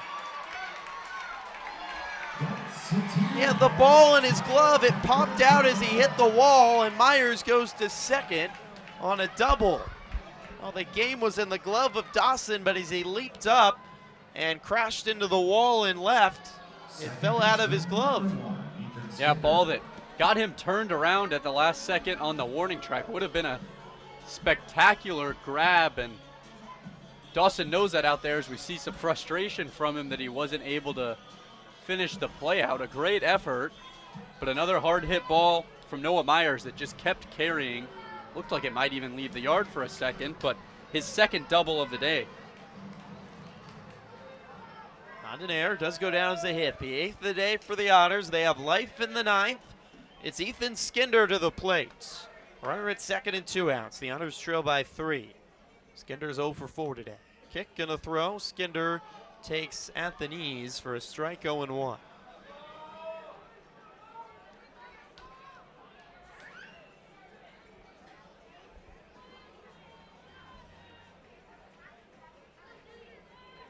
Stutzman sets at the chest, peeks back at second. Delivers home, swing and a miss, 0-2. Chase one well below the zone. Time is called by Skinder.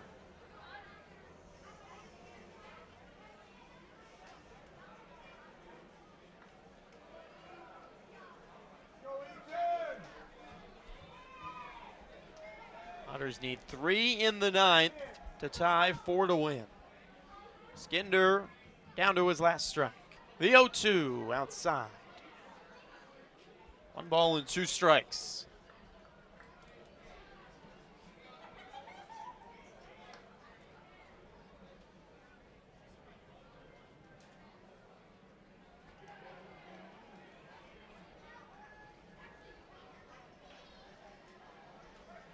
Stutzman holding the ball behind his back, working out of the stretch, looking in for the sign.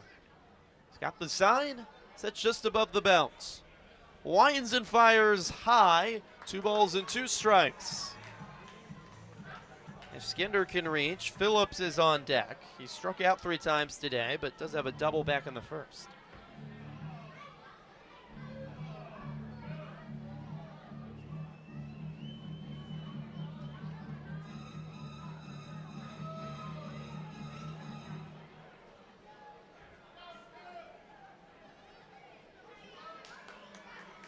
Stutzman kicks and throws. Skinder fouls one straight back. A big thump off the roof right above us in the press box. Yeah, that one would have landed right in our laps if we didn't have a roof on top of us. That would be an interesting design for a press box, a roofless press box. That would be pretty bad when it rained.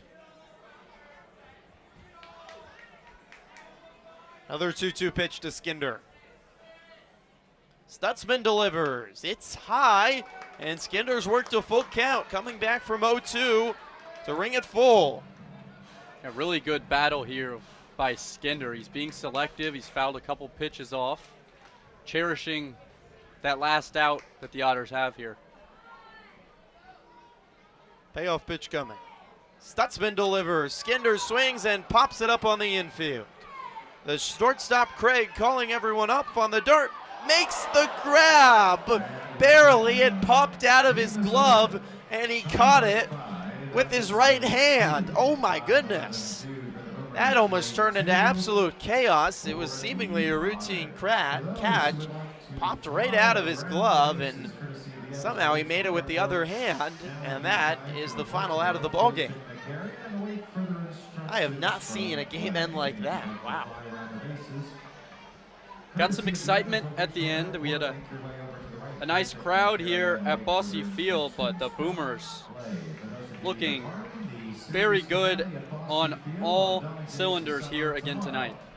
Stay red hot. They've won 9 of their last 12 and improved to 16-9 on the year. They come into Evansville and win the series. It's their 3rd straight road series won over the last 2 weeks. So Evansville's going to try to avoid a home sweep. They weren't swept at home all of last year. They're going to have to win tomorrow to avoid that fate. The final score 5-2. Schaumburg 5 runs on 11 hits and 2 errors. Evansville 2 runs on 8 hits and 2 errors. Otters bats were better tonight, no doubt 8 hits, and they worked a few walks late in the game to make things interesting, but really the story of the game was runners in scoring position for the Otters. They strand 9 runners tonight, but a ton of them were in scoring position, including the last 3 innings, 7 through 9, they never scored, and there was a runner in scoring position in all 3. That's right. You mentioned 9 runners left on base, and 6 different innings tonight where the Otters left runners in scoring position. It was certainly an improvement at the plate. A lot of hard hit balls. Unfortunately, some of those right at some Schaumburg defenders, but things just didn't seem to fall the Otters' way.